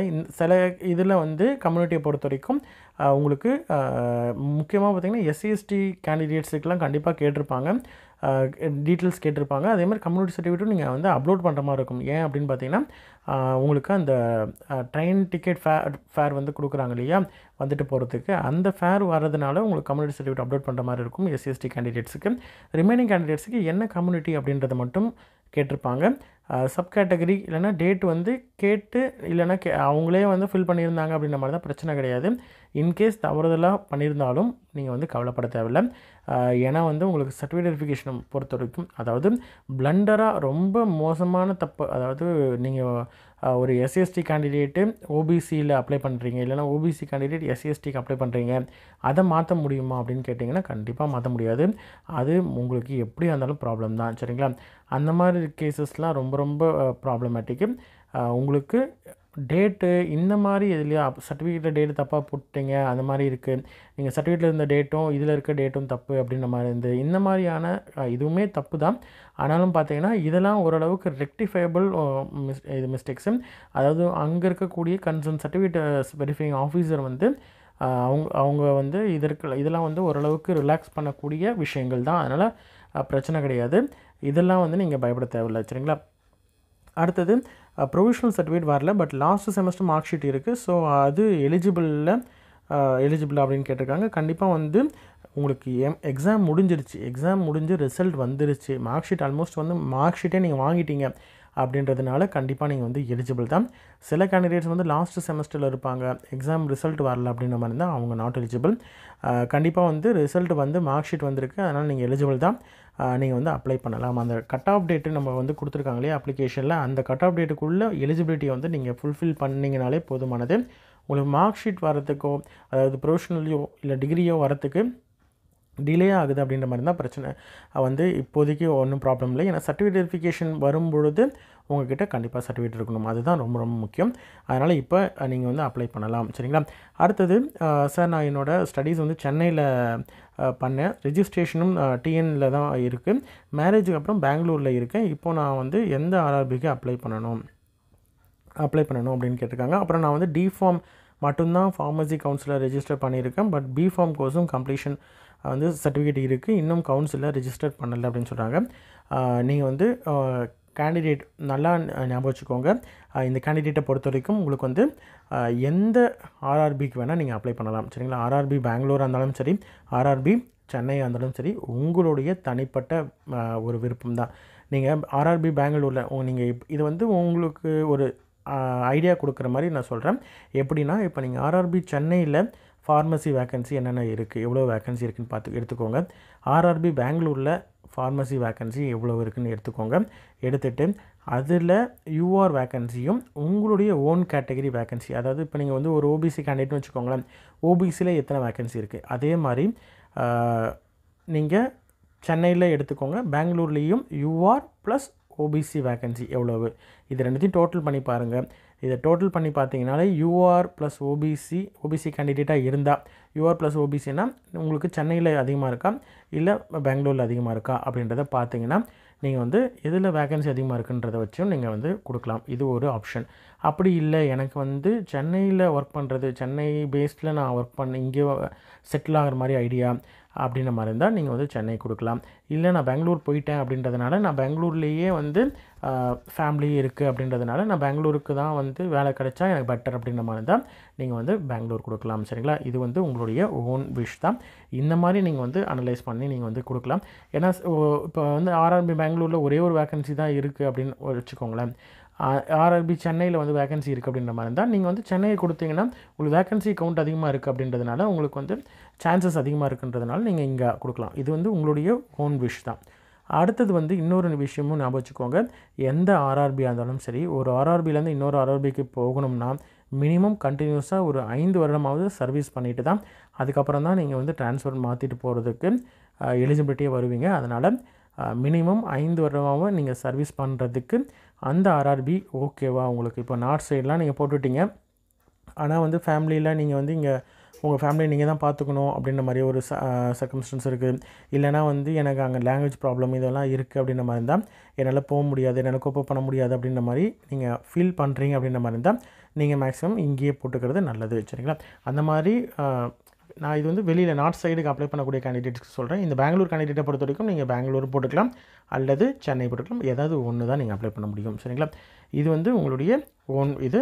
அதற்கு நான் ஒரு சஜஷன் கொடுத்துருக்கேன். உங்களுடைய ஒப்பீனியனை நீங்கள் பார்த்துக்கலாம். சரிங்களா? அடுத்தது ப்ரோ பிஃபார்ம் அதே மாதிரி இன்னொன்று கேட்டிருந்தீங்க இல்லையா, நீங்கள் வந்து டிஃபார்ம் வந்து ரெஜிஸ்ட்ரேஷன் பண்ணியிருக்கீங்க. அதனால் டிஃபார்மை நீங்கள் வந்து அப்ளை பண்ணும்பொழுது நீங்கள் டிஃபார்மையும் குவாலிஃபிகேஷன் ஆட் பண்ணிக்கோங்க, பிஃபார்மையும். ஏன்னா ரெண்டுமே முடிச்சிருக்கீங்க. அதனால் நீங்கள் ரெண்டுமே வந்து கொடுத்துக்கோங்க. டிஃபார்முக்கு மட்டும் நீங்கள் வந்து ரெஜிஸ்ட்ரேஷன் இருக்குது அப்படின்றதுனால பிரச்சனையே கிடையாது. எய்தர் ஆர் நீங்கள் வந்து ரெண்டுத்தில் ஏதாவது ஒன்று கண்டிப்பாக ரெஜிஸ்ட்ரேஷன் பண்ணியிருக்கீங்க இல்லையா, அதனால் பிரச்சனையே கிடையாது. ரெஜிஸ்ட்ரேஷன் பண்ணியிருக்கணும், ஆனால் பிஃபார்ம் நீங்கள் பண்ணலை. ஆனால் மினிமம் டிஃபார்ம் இருக்குது அப்படின்றதுனால பிரச்சனையே இல்லாமல் நீங்கள் வந்து அப்ளை பண்ணலாம். பிஃபார்மும் எவ்வளோ சீக்கிரம் அப்ளை பண்ண முடியுமோ ரெஜிஸ்ட்ரேஷன் பண்ணிக்கோங்க. சரிங்களா? Okay bro, B Pharm year of passing வந்து ப்ரொவிஷனலில் உள்ள மந்த் இயர் போடணுமா இல்லை ஃபைனல் இயர் மார்க் ஷீட்டில் உள்ள டேட் போடணுமா அப்படின்னு கேட்டிருக்கீங்க. இதை மாதிரியான டவுட்ஸ் எல்லாமே பார்த்தீங்கன்னா சிம்பிளாக ஒன்று ஞாபகம் வச்சுக்கோங்க. உங்களுக்கு வந்து ப்ரொவிஷனல் சர்டிஃபிகேட் இருக்கும். சரிங்களா? ப்ரொவிஷனல் சர்டிஃபிகேட் தான் ஃபஸ்ட்டு வரும். அடுத்தது வந்து உங்களுக்கு டிசி கொடுத்துருப்பாங்க, அதில் ஒரு டேட் இருக்கும். ஓகேங்களா? அதாவது கோர்ஸ் கான்டாக்ட்டு இல்லைனா வந்து கோர்ஸ் கம்ப்ளீஷன் சர்டிஃபிகேட்னு இருக்கும். சரிங்களா? அதில் வந்து இந்த டேட்லேருந்து இந்த டேட் வரைக்கும் உங்களுக்கு வந்து இவர் வந்து ஒரு போனஃபைடு ஸ்டூடெண்ட், இல்லைனா இவங்க வந்து ஒரு bona fide student of the so institute இந்த கோர்ஸ் பண்ணாங்க அப்படின்னு சொல்லிட்டு அதுலேயும் டேட் வந்து போட்டிருக்கும், இதுலேருந்து இது வரைக்கும் அப்படின்னு சொல்லிட்டு. இயர் ஆஃப் பாசிங் அப்படின்னு சொல்லிட்டு கேட்டிங்கனாலே உங்களுக்கு அது வந்து மார்க் ஷீட்டில் கொடுத்துருப்பாங்க. சரிங்களா? அதாவது ஃபைனல் இயர் மார்க் ஷீட்டில் கொடுத்துருப்பாங்க. அந்த டேட்டை நீங்கள் வந்து year of passing month and year கொடுத்துருப்பாங்க. சரிங்களா? சில இதில் வந்து நீங்கள் டேட்டுமே வந்து பர்டிகுலர் டேட் கொடுத்துருக்காங்க, இல்லைனா சர்டிஃபிகேட்டில் கீழே வந்து டேட் கொடுத்துருப்பாங்க, அந்த சர்டிஃபிகேட்டோடைய டேட். ஓகேங்களா? அது கொடுக்கலாம். நீங்கள் வந்து ப்ரொவிஷனலில் இருக்கக்கூடிய டேட்டும் கொடுக்கலாம். இந்த மாதிரியான கேஸஸ்க்கு நீங்கள் எந்த டேட்டு கொடுத்தாலும் ஒரு பிரச்சனையும் கிடையாது, இது ஒரு ப்ராப்ளமும் கிடையாது. சரிங்களா? அதனால் நீங்கள் வந்து ப்ரொவிஷனல் டேட்டாக இருந்தாலும் சரி, டிகிரி சர்டிஃபிகேட்லேயுமே கீழே வந்து டேட் கொடுத்துருப்பாங்க சில சர்டிஃபிகேட்ஸில், சில யூனிவர்சிட்டிஸை பொறுத்த வரைக்கும். அதனால் அதுவும் நீங்கள் கொடுத்தாலும் பிரச்சனை கிடையாது. சரிங்களா? இதை பொறுத்த வரைக்கும் நீங்கள் வந்து மார்க் ஷீட்டில் இருக்கக்கூடிய இயர் அண்ட் மந்த்து இல்லைனா கீழே வந்து டேட் கொடுத்துருந்தாங்கன்னா அந்த டேட்டை கொடுத்தா பெட்டர். சரிங்களா? ஏன்னா வந்து உங்களுக்கு ஃபஸ்ட்டு எடுத்தோடனே மார்க் ஷீட் தான் வந்து ஃபஸ்ட்டு ப்ரிப்பேர் பண்ணியிருப்பாங்க. மார்க் ஷீட் தான் ஃபஸ்ட்டு வரும், அதுக்கப்புறமேட்டு தான் ப்ரொவிஷனல். மார்க் ஷீட்டும் ப்ரொவிஷனலும் ஆல்மோஸ்ட் ஒரே டைமில் வரும். அதுக்கப்புறம் தான் டிகிரி வரும். ஏன்னா டிகிரியோட டேட் வந்து பின்னாடி தான் இருக்கும். சரிங்களா? ஏன்னா கான்வகேஷன்லாம் பார்த்திங்கன்னா ஒரு யூனிவர்சிட்டி இருக்குது, இல்லைனா வந்து அந்த காலேஜ்னால் அந்த மொத்தமாக முடிச்சு அந்த கோர்சஸ் எல்லாமே முடிச்சுட்டு அக்குமுலேட் பண்ணி மொத்தமாக தான் நடத்துவாங்க. அப்படி பார்க்கும்போது உங்களுக்கு டேட் ஆஃப் கம்ப்ளீஷன் வந்து பின்னாடி வரும். சரிங்களா? லேட்டாக, அதாவது ஒரு 6 மந்த்ஸ் இல்லை 1 இயர் கேப்பை விட்டு தான் வரும். அதனால் நீங்கள் மார்க் ஷீட்டில் இருக்கக்கூடிய டேட்டை போடுறது பெட்டர். எந்த டேட்டு போட்டாலும் பிரச்சனை கிடையாது. சரிங்களா? அடுத்தது எலிஜிபிலிட்டி ஜோன் ப்ரிஃபரன்ஸில் வந்து கார்டியாக் டெக்னீஷியன் போஸ்ட்டு வர மாட்டேங்குது அப்படின்னு சொல்லியிருக்காங்க. கார்டியாக் அப்ளை பண்ண இசிஜி டெக்னீஷியன் தான் வருது அப்படின்னு சொல்லியிருக்காங்க. இதுவும் வந்து இது எல்லாமே வந்து உங்களுக்கு சொல்கிறது முன்னாடி நான் சொன்னேன் இல்லையா, எந்தெந்த போஸ்ட்டுக்கு எலிஜிபிலிட்டி நீங்கள் வந்து எஜுகேஷன் குவாலிஃபிகேஷன் கொடுத்துருக்கீங்களோ அது பேஸ் பண்ணி தான் உங்களுக்கு எலிஜிபிலிட்டி ப்ரிஃபரன்ஸு வரும். சரிங்களா? எலிஜிபிலிட்டி ஜோனுமே வந்து உங்களுக்கு அதை பேஸ் பண்ணி தான் வரும். அதனால் 1க்கு 2 தடவை நீங்கள் வந்து செக் பண்ணிக்கோங்க. நீங்கள் வந்து கரெக்டாக அந்த எலிஜிபிலிட்டியில் செலக்ட் பண்ணியிருக்கிறீங்க இல்லையா, அந்த கோர்ஸு நீங்கள் வந்து குவாலிஃபிகேஷன் ஆட் பண்ணியிருப்பீங்க இல்லையா, அதில் கரெக்டாக அந்த கோர்ஸ் தான் ஆட் பண்ணியிருக்கீங்களா அப்படின்றத பாருங்கள். அதையும் நீங்கள் எலிஜிபிலிட்டி இருக்கு இல்லையா, எசென்ஷியல் குவாலிஃபிகேஷன், அதையும் க்ராஸ் செக் பண்ணி பார்த்தீங்கன்னா கரெக்டாக வந்தது அப்படின்ற மாதிரி இருந்தால் அதுக்கேற்ற மாதிரி தான் உங்களுக்கு வரும். சரிங்களா? ஈவன் அப்படியும் தப்பாக வருது அப்படின்ற மாதிரி இருந்தால் சம்திங் டெக்னிக்கல் இஷ்யூஸாக இருக்கலாம். அதனால் டெக்னிக்கல் இதில் வந்து நீங்கள் ஃபோன் பண்ணி கிளாரிஃபை பண்ணிக்கலாம். சரிங்களா? ஓகே. அடுத்தது ஆர்ஆர்பியில் நர்சிங் ஆஃபீஸர் கேட்டகரி எப்படி அப்ளை பண்ணுறது அப்படின்னு கேட்டிருக்கீங்க. நர்சிங் ஆஃபீஸர் போஸ்ட்டுக்கு எந்த போஸ்ட்டாக இருந்தாலும் சரி, நீங்கள் அப்ளை பண்ணும்பொழுது குவாலிஃபிகேஷன் என்ன குவாலிஃபிகேஷன் ஆட் பண்ணுறீங்களோ ஆட் பண்ணும்பொழுது நீங்கள் அந்த குவாலிஃபிகேஷன் ஆட் பண்ணால் தான் அதுக்கேற்ற மாதிரி நீங்கள் வந்து எந்த போஸ்ட் அப்படின்றது ஆட்டோமேட்டிக்காக உங்களுடைய குவாலிஃபிகேஷனுக்கு ஏற்ற மாதிரி வரும். சரிங்களா? அதனால் நர்சிங் வந்து பிஎஸ்சியாக இருக்கட்டும், அல்லது வந்து ஜென்ரல் நர்சிங் அண்ட் மிட்வைஃபரி முடிச்சிருக்கீங்க, டிப்ளமோ இன் ஜென்ரல் டிஜிஎன்எம் முடிச்சிருக்கீங்க, இல்லைனா வந்து போஸ்ட் பேசிக் டிப்ளமோ நர்சிங் முடிச்சிருக்கீங்க அப்படின்ற மாதிரி தான் என்ன குவாலிஃபிகேஷன் முடிச்சிருக்கீங்களோ அந்த குவாலிஃபிகேஷனை நீங்கள் வந்து மென்ஷன் பண்ணிவிட்டு சில போஸ்ட்டுக்கு வந்து எக்ஸ்பீரியன்ஸ் கேட்டிருப்பாங்க. எக்ஸ்பீரியன்ஸ் இருக்குது அப்படின்ற மாதிரி தான் எக்ஸ்பீரியன்ஸ் வந்து நீங்கள் கொடுத்தீங்கன்னா அதுக்கப்புறம் உங்களுக்கு வந்து ஆட்டோமேட்டிக்காக வந்து அந்த போஸ்ட்டுக்கு அப்ளை பண்ண முடியும். சரிங்களா? அடுத்தது bro please clear my doubt. Pharmacist exam வந்து எப்படி தமிழ் லாங்குவேஜில் வரும், இங்கிலீஷில் மட்டும்தான் வரும்? ஃபார்மசி 2 ப்ரிஃபரன்ஸ் கொடுத்தா 2 செப்பரேட் எக்ஸாம் வருமா அப்படின்னு கேட்டிருக்காங்க. ஃபஸ்ட் டைம் வந்து ஆர்ஆர்பி நியூ அக்கௌண்ட் ரெஜிஸ்ட்ரேஷனில் எக்ஸாம் லாங்குவேஜ் வந்து இங்கிலீஷ் கொடுத்தா வேறு போஸ்டிங் எக்ஸாமும் இங்கிலீஷில் மட்டும்தான் எழுத முடியுமா, தமிழில் வேறு போஸ்டிங் எக்ஸாம் எழுதவே முடியாதா அப்படின்னு சொல்லிட்டு கேட்டிருக்காங்க. இதில் வந்து முக்கியமாக இதில் வந்து டவுட் வந்து லாங்குவேஜ். உங்களுக்கு லாங்குவேஜ் செலக்ட் பண்ணும்பொழுதே சொல்லியிருப்பாங்க எல்லா கொஷின்ஸும் வந்து இங்கிலீஷ் அண்ட் ஹிந்தியில் கண்டிப்பாக வந்து இருக்கும். ப்ளஸ் அந்த 15 லாங்குவேஜ், ஐ திங்க் ஸோ 15 அப்படின்னு நினைக்கிறேன், 15 12 அதில் தமிழ் இருக்குது. கண்டிப்பாக வந்து உங்களுக்கு English and Tamil English and Hindi வந்து மேண்டேட்ரியாக ஆட்டோமேட்டிக்காக இருக்கும். நீங்கள் எந்த லாங்குவேஜ் அடிஷ்னலாக கொடுக்குறீங்க, இப்போ தமிழ் கொடுத்தீங்கன்னா தமிழில் வரும். சரிங்களா? தமிழ்லேயும் வரும், இங்கிலீஷ்லேயும் இருக்கும். நீங்கள் ஆப்ஷனை வந்து நீங்கள் அதில் மாற்றிக்கலாம். சரிங்களா? இங்கிலீஷ் மாற்றணும் அப்படின்ற மாதிரி தான் பர்டிகுலர் கொஷினுக்கே நீங்கள் வந்து ஆப்ஷனை வந்து மாற்றிக்கலாம். அந்த மாதிரி தான் வந்து கொடுத்துருப்பாங்க. நீங்கள் வந்து லாங்குவேஜ் வந்து அதில் செலக்ட் பண்ணுற மாதிரி இருக்கும், நீங்கள் வந்து மாற்றிக்கலாம். சரிங்களா? அதனால் பிரச்சனை கிடையாது. நீங்கள் வந்து எந்த லாங்குவேஜ் கொடுக்குறீங்களோ அந்த லாங்குவேஜுக்கு மட்டும்தான் உங்களுக்கு கொஷின்ஸ் வந்து வரும். அதனால் அதுவும் இல்லாமல் இன்பிட்வீனில் நீங்கள் மாற்றிக்கணும் அப்படின்ற மாதிரி இருந்தாலும் நீங்கள் வந்து எக்ஸாம் வந்து ஆன்கோயிங்லேயே வந்து நீங்கள் கொஷின்ஸ் வந்து வேறு லாங்குவேஜுக்கு மாற்றிட்டு திரும்பி அடுத்த கொஷினில் மாற்றினா மாற்றிக்கலாம். சரிங்களா? அது வந்து உங்களுடைய இது தான். அதே மாதிரி நீங்கள் அப்ளை பண்ணும்பொழுதே நீங்கள் வந்து எந்த லாங்குவேஜ் அப்படின்றத நீங்கள் செலக்ட் பண்ணிடணும். சரிங்களா? எந்த லாங்குவேஜ் அப்ளை பண்ண போகிறீங்க அப்படின்றத செலக்ட் பண்ணிவிடும். நீங்கள் 2 போஸ்டிங்க்கு அப்ளை பண்ணுறீங்க அப்படின்ற மாதிரி இருந்தாலும் சரி, நீங்கள் வந்து இப்போ 2 ப்ரிஃபரன்ஸ் வருது இல்லையா, இப்போ ஃபார்மசிஸ்ட்டுக்கும் எலிஜிபிள், இன்னொன்று வந்து ஃபீல்டு ஒர்க்கருக்கும் எலிஜிபிள் அப்படின்ற மாதிரி இருந்தால் 2த்துக்கும் செப்பரேட் சிலபஸ் அப்படின்றதுனால கண்டிப்பாக செப்பரேட்டாக தான் எக்ஸாம் நடக்கும். செப்பரேட்டாக தான் வந்து ஒவ்வொரு போஸ்ட்டும், அதாவது எந்தெந்த போஸ்ட்டுக்கெலாம் நீங்கள் எலிஜிபிலிட்டி வரீங்களோ அது தனித்தனியாக தான் நடக்கும். அது தனித்தனியாக தான் நீங்கள் எக்ஸாம் அட்டென்ட் பண்ணணும். அதே மாதிரி அந்தந்த இதுக்கு வந்து நீங்கள் தமிழ் சூஸ் பண்ணுறீங்க அப்படின்ற மாதிரி தான் தமிழ் வரும். சரிங்களா? கொஷின்ஸு. அடுத்தது ஆனால் கடைசியாக ப்ளேஸ் போட சொன்ன இடத்துல வந்து எந்த ப்ளேஸ் போடணும், எந்த டேட் போடணும் அப்படின்னு கேட்டிருக்கீங்க. டேட்டை பொறுத்த வரைக்கும் ஆட்டோமேட்டிக்காக உங்களுடைய சிஸ்டமில் என்ன டேட் இருக்கோ அந்த டேட்டை வந்து ஆட்டோமேட்டிக்காக எடுத்துடும். ப்ளேஸை பொறுத்த வரைக்கும் நீங்கள் வந்து எந்த இடத்துலேருந்து அப்ளை பண்ணுறீங்களோ அந்த ப்ளேஸை வந்து நீங்கள் வந்து மென்ஷன் பண்ணலாம். அப்படி இல்லை அப்படின்ற மாதிரி இருந்தால் நீங்கள் வந்து இப்போ நீங்கள் எந்த இடத்துல இருக்கீங்க, உங்களுடைய அட்ரஸ் என்ன, அட்ரஸ் வந்து நீங்கள் கொடுத்துருக்கீங்க இல்லையா, அந்த அட்ரஸில் உங்களுடைய டிஸ்ட்ரிக் என்ன அப்படின்றத டிஸ்ட்ரிக் கொடுக்கலாம். இல்லது எந்த ஊர் அந்த பிளேஸையும் நீங்கள் மென்ஷன் பண்ணலாம். உங்களுடைய விஷயம், அது ஒன்றும் ப்ராப்ளம் கிடையாது. நீங்கள் எது கொடுத்தாலும் பிரச்சனை கிடையாது. டேட்டுமே வந்து உங்களுக்கு ஆட்டோமேட்டிக்காக வந்துடும். அப்படி இல்லை கேட்டிருக்கு அப்படின்ற மாதிரி இருந்தால் நீங்கள் என்னைக்கு அப்ளை பண்ணுறீங்களோ அந்த டேட் கொடுத்தா போதும். அண்ணா community certificate should be download as given in RRB format. அந்த நம்பர் தான் யூஸ் பண்ணணுமா அப்ளை பண்ணுறதுக்கு அப்படின்னு கேட்டிருக்கீங்க. அப்ளை பண்ணும் பொழுது உங்கள் கையில் வந்து ஆர்ஆர்பி ஃபார்மேட்லேயே சர்டிஃபிகேட் இருக்குது அப்படின்ற மாதிரி இருந்தால் பிரச்சனை கிடையாது. நீங்கள் அதை அப்படியே அப்லோட் பண்ணலாம். அந்த சர்டிஃபிகேட் நம்பர் கொடுக்கலாம். நீங்கள் இப்போது வந்து கையில் சர்டிஃபிகேட் வச்சுருக்கீங்க, ஓகேங்களா, ஆர்ஆர்பி சர்டிஃபிகேட் ஃபார்மேட்டில் இல்லை, ஆனால் அதில் இருக்கக்கூடிய கண்டென்ட், மெயின் கண்டென்ட் இருக்குது. அதாவது என்ன ஜிஓ படி உங்களுக்கு வந்து ஆர்டர் கொடுத்துருக்காங்க. இப்போ ஓபிசி கேண்டிடேட் இருந்தால் என்சிஎல் பற்றி மென்ஷன் பண்ணியிருக்கான். எஸ்சிஎஸ்டி கேண்டிடேட் அப்படின்ற மாதிரி இருந்தால் கேட்டகரி நேமு, அதாவது கேஸ்ட் நேமு, சப்காஸ்ட் நேமு, அதே மாதிரி இஷ்யூங் அத்தாரிட்டி, சர்டிஃபிகேட் நம்பரு, இந்த மாதிரியான முக்கியமான டீட்டெயில்ஸ் எல்லாமே இருக்குது. அந்த ஃபார்மேட்டில் இருக்கணும். ஃபார்மேட்டில் மீன்ஸ் அந்த ஃபார்மேட்டுக்குள்ளே இருக்கக்கூடிய கண்டென்ட் வந்து ஆல்மோஸ்ட் வந்து உங்கள் சர்டிஃபிகேட்டில் இருந்ததுன்னா பிரச்சனை கிடையாது. அந்த ஃபார்மேட் அது பின்னாடி வந்து ஆர்ஆர்பி அது மாதிரிலாம் போட்டிருக்கு இல்லையா, அந்த இதையே பிரிண்ட் அவுட் எடுத்து அதிலே தான் வாங்கியிருக்கணும் அவசியம் கிடையாது. இப்போதைக்கு நீங்கள் அப்ளை பண்ணும்போது ஃபார் டைம் பீயிங் நீங்கள் அப்ளை பண்ணிக்கலாம்.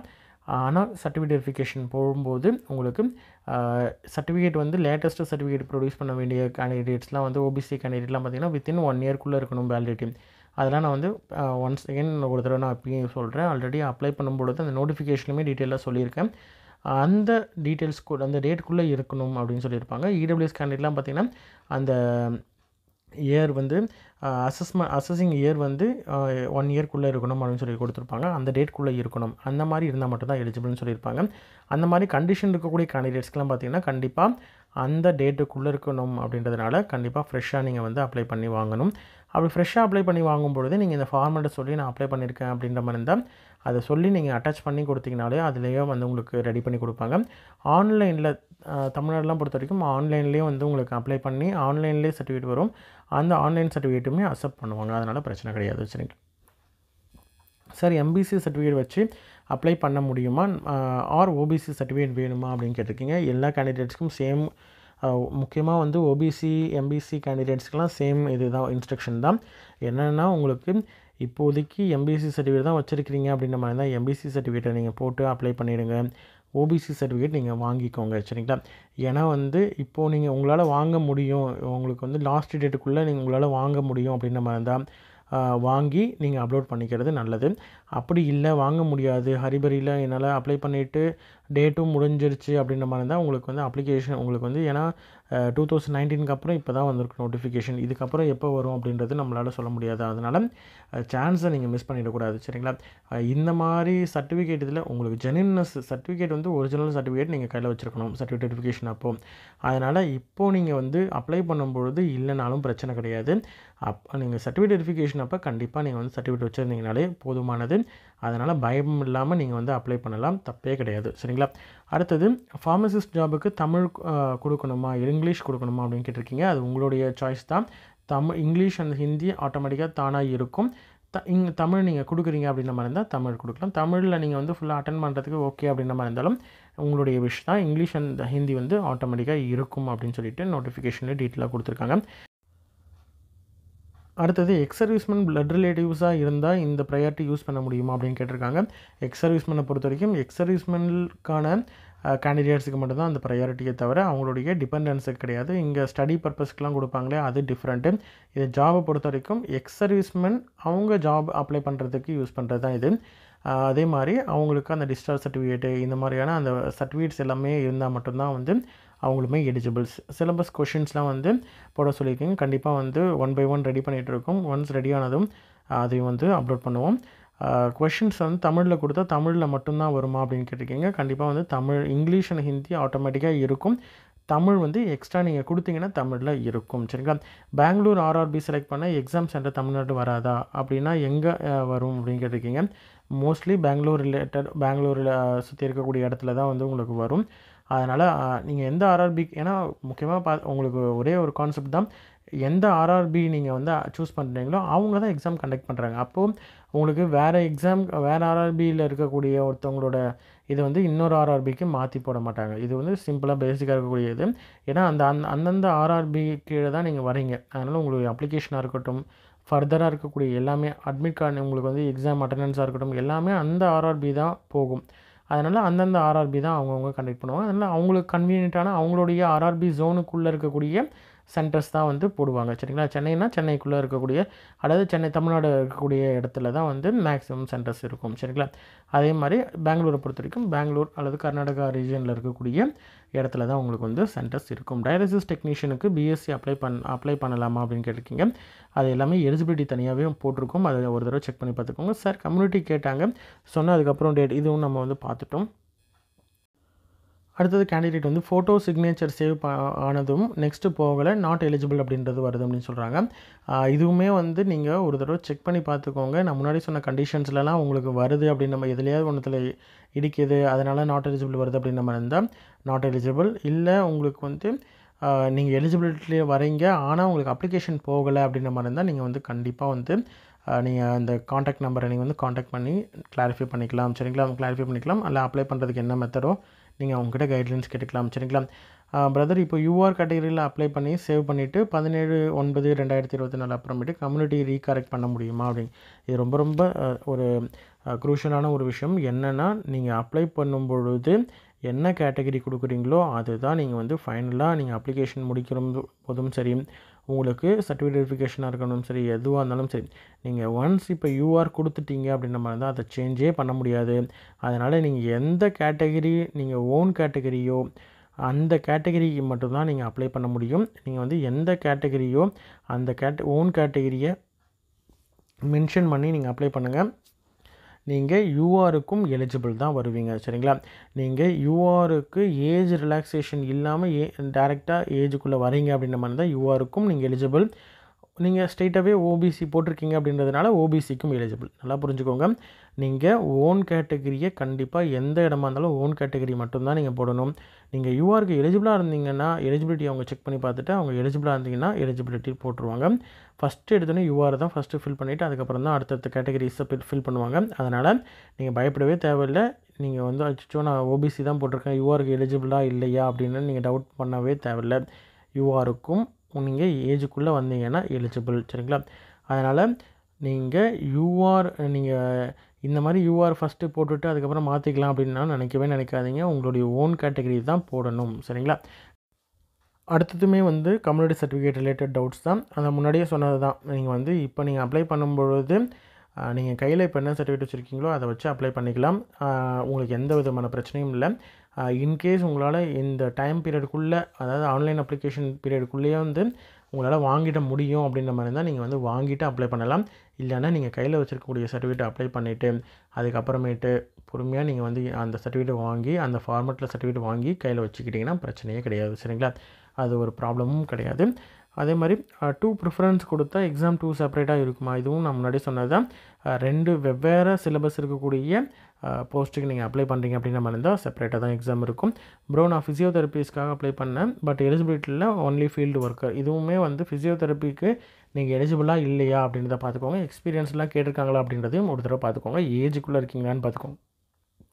அதே மாதிரி நீங்கள் அப்ளை பண்ண ஆர்ஆர்பியில் ஃபிசியோதெரப்பி வேக்கன்சி இருக்கா, நீங்கள் அப்ளை பண்ண கேட்டகரியில் இருக்கா அப்படின்றதையும் ஒரு தடவை பார்த்துக்கோங்க.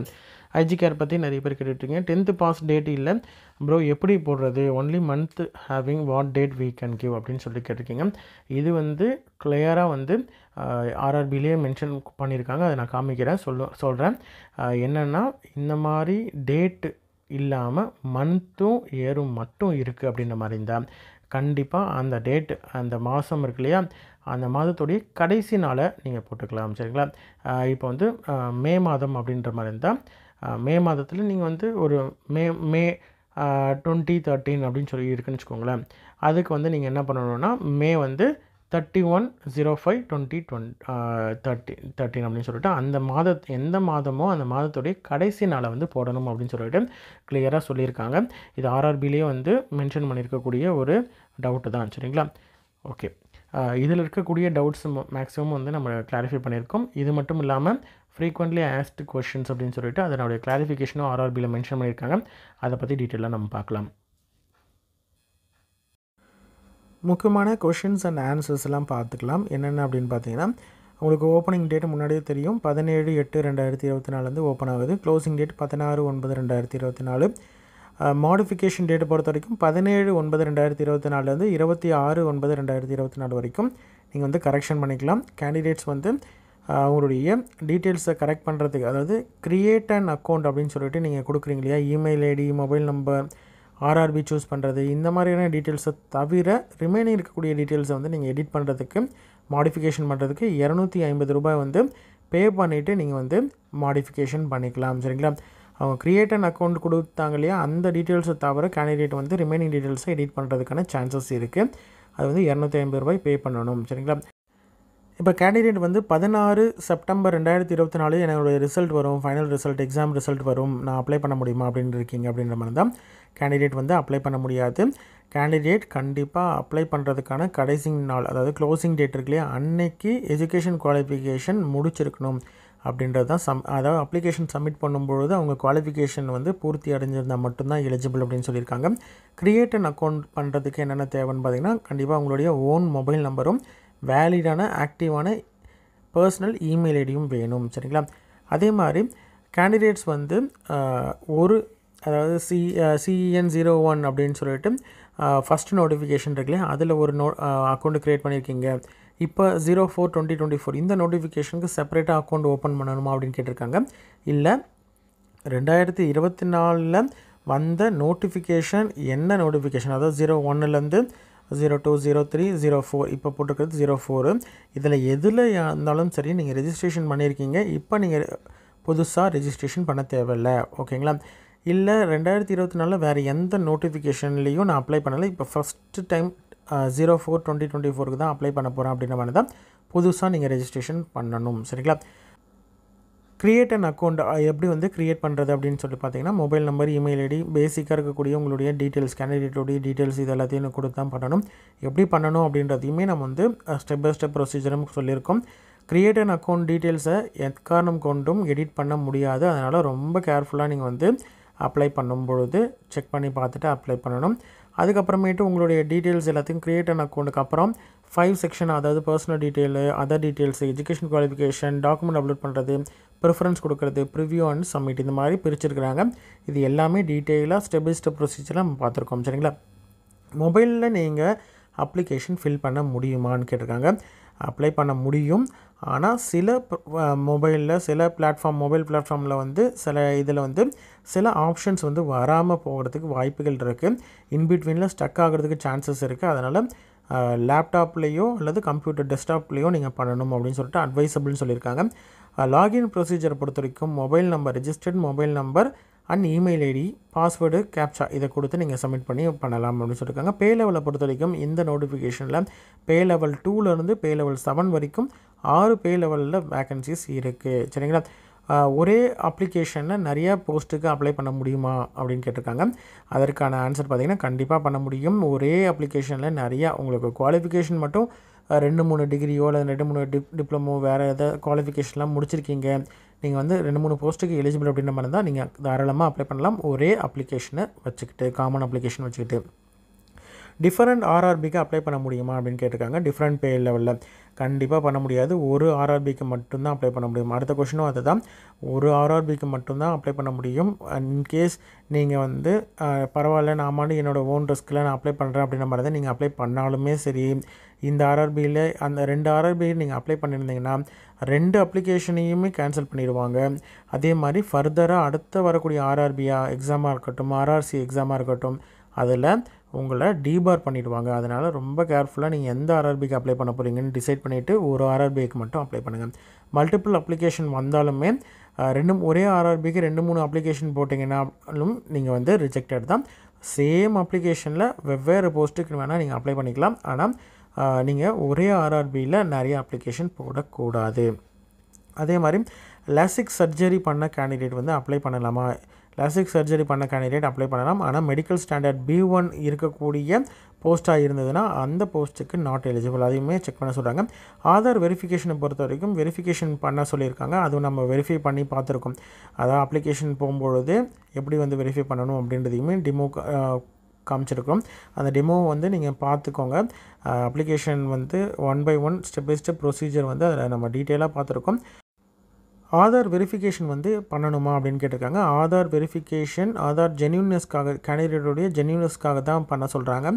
அதனால் கேண்டிடேட் வந்து உங்கள்கிட்ட ஆதார் இருக்குது அப்படின்ற மாதிரி இருந்தால் நீங்கள் பண்ணுறது நல்லது. பண்ணாமல் இருக்கணும் அப்படின்ற மாதிரி இருந்தாலும், நீங்கள் ஆதார் இல்லை அப்படின்ற மாதிரி இருந்தால் நீங்கள் வந்து டிரைவிங் லைசன்ஸோ, பாஸ்போர்ட்டோ, பேன் கார்டோ, ஓட்டர் ஐடி, எம்ப்ளாய் ஐடி இந்த மாதிரி வேறு ஏதாவது கொடுத்து கூட நீங்கள் பண்ணிக்கலாம். ஆதார் இருந்ததுன்னா நீங்கள் பெட்டர் ஆதார் கொடுத்து அதை வந்து வெரிஃபை பண்ணிக்கிறது நல்லது.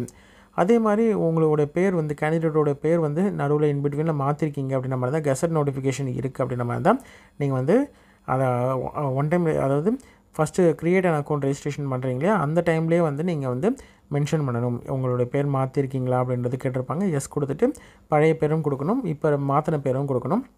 நோட்டிஃபிகேஷன், கெசட் நோட்டிஃபிகேஷன் வந்து சர்டிஃபிகேட் வெரிஃபிகேஷன் அப்போ, டாக்குமெண்ட் வெரிஃபிகேஷன் அப்போ கண்டிப்பாக எடுத்துகிட்டு போகணும். சரிங்களா? லாகின் ஐடி வந்து நீங்கள் மறந்துட்டீங்க அப்படின்ற மாதிரி இருந்தால் ஃபர்கட் பாஸ்வேர்டு அப்படின்றத கொடுத்து இமெயில் ஐடி, மொபைல் நம்பர்லாம் கொடுத்து டேட் ஆஃப் பர்த்லாம் கொடுத்தீங்கன்னா நீங்கள் வந்து பாஸ்வேர்டை ரீசெட் பண்ணிக்கலாம். சரிங்களா? அடுத்தது பாஸ்வேர்டு வந்து சேஞ்ச் பண்ண முடியுமா அப்படின்னு கேட்டிருக்காங்க. கண்டிப்பாக சேஞ்ச் பண்ண முடியும். ஆர்ஆர்பியை சேஞ்ச் பண்ண முடியுமா? ஒரு ஆர்ஆர்பி சென்னைக்கு அப்ளை பண்ணிவிட்டு இப்போ நான் வந்து பெங்களூருக்கு மாற்றணும் அப்படின்னு நினைக்கிறீங்க அப்படின்ற மாதிரி இருந்தால் கண்டிப்பாக பண்ண முடியாது. ஒன்ஸ் அப்ளிகேஷன் நீங்கள் வந்து அந்த க்ரியேட் அன் அக்கௌண்ட் க்ரியேட் பண்ணிட்டீங்க அப்படின்ற மாதிரி இருந்தால் அதுக்கப்புறம் மாற்ற முடியாது. அப்ளிகேஷன் ப்ராசஸ் வந்து எடிட் பண்ண முடியுமா அப்படின்னு கேட்டிருக்காங்க. க்ரியேட் அன் அக்கௌண்ட்டை தவிர மிச்சது எல்லாத்தையும் நீங்கள் எடிட் பண்ணலாம். அந்த எடிட் பண்ண டைமுக்குள்ளே காசு பே பண்ணி நீங்கள் பண்ணிக்கலாம். ஃப்ரீ ட்ராவல் அத்தாரிட்டிக்கு வந்து உங்களுக்கு ஃப்ரீ ட்ராவல் பாஸ்க்கு வந்து எலிஜிபிள் கேண்டிடேட், SC/ST கேண்டிடேட், அதாவது scheduled caste and scheduled tribe candidate மட்டும்தான் எலிஜிபிள். அதற்கு அவங்க கண்டிப்பாக வந்து SC/ST சர்டிஃபிகேட், அதாவது கம்யூனிட்டி சர்டிஃபிகேட் வந்து வச்சுருக்கணும். நியர்பை ரயில்வே ஸ்டேஷனை வந்து கொடுக்கணும். ஆன்லைனில் அப்ளை பண்ணும்பொழுதே கேட்பாங்க உங்களுக்கு ஃப்ரீ ட்ராவல் அத்தாரிட்டி வந்து வேணுமா, ஃப்ரீ பாஸ் வேணுமா அப்படின்றது கேட்டிருப்பாங்க. வேணும் அப்படின்ற மாதிரி தான் நீங்கள் வந்து அப்ளை பண்ணும்பொழுதே கொடுத்தீங்கன்னா உங்களுக்கு வந்து அந்த பாஸ் வந்து வரும். உங்களுடைய அட்மிட் கார்டு எக்ஸாமுடைய ஹால் டிக்கெட் இருக்கு இல்லையா, அதுலேயே அதற்கான பாஸும் கொடுத்துருப்பாங்க. நீங்கள் வந்து கவுண்டரில் போயிட்டு நீங்கள் வந்து அந்த ஸ்லீப்பர் கிளாஸ் ரயில்வே பாஸ் வந்து வாங்கிக்கலாம், ஃப்ரீ ட்ராவல் அத்தாரிட்டியை. சரிங்களா? அந்த பாஸை வந்து கால் லெட்டரை யூஸ் பண்ணி உங்களுடைய எஸ்சிஎஸ்டி சர்டிஃபிகேட் இருக்கு இல்லையா, அதை யூஸ் பண்ணி நீங்கள் வந்து டிக்கெட் புக்கிங் கவுண்டரில் நீங்கள் டிக்கெட் வாங்கிக்கலாம். சரிங்களா?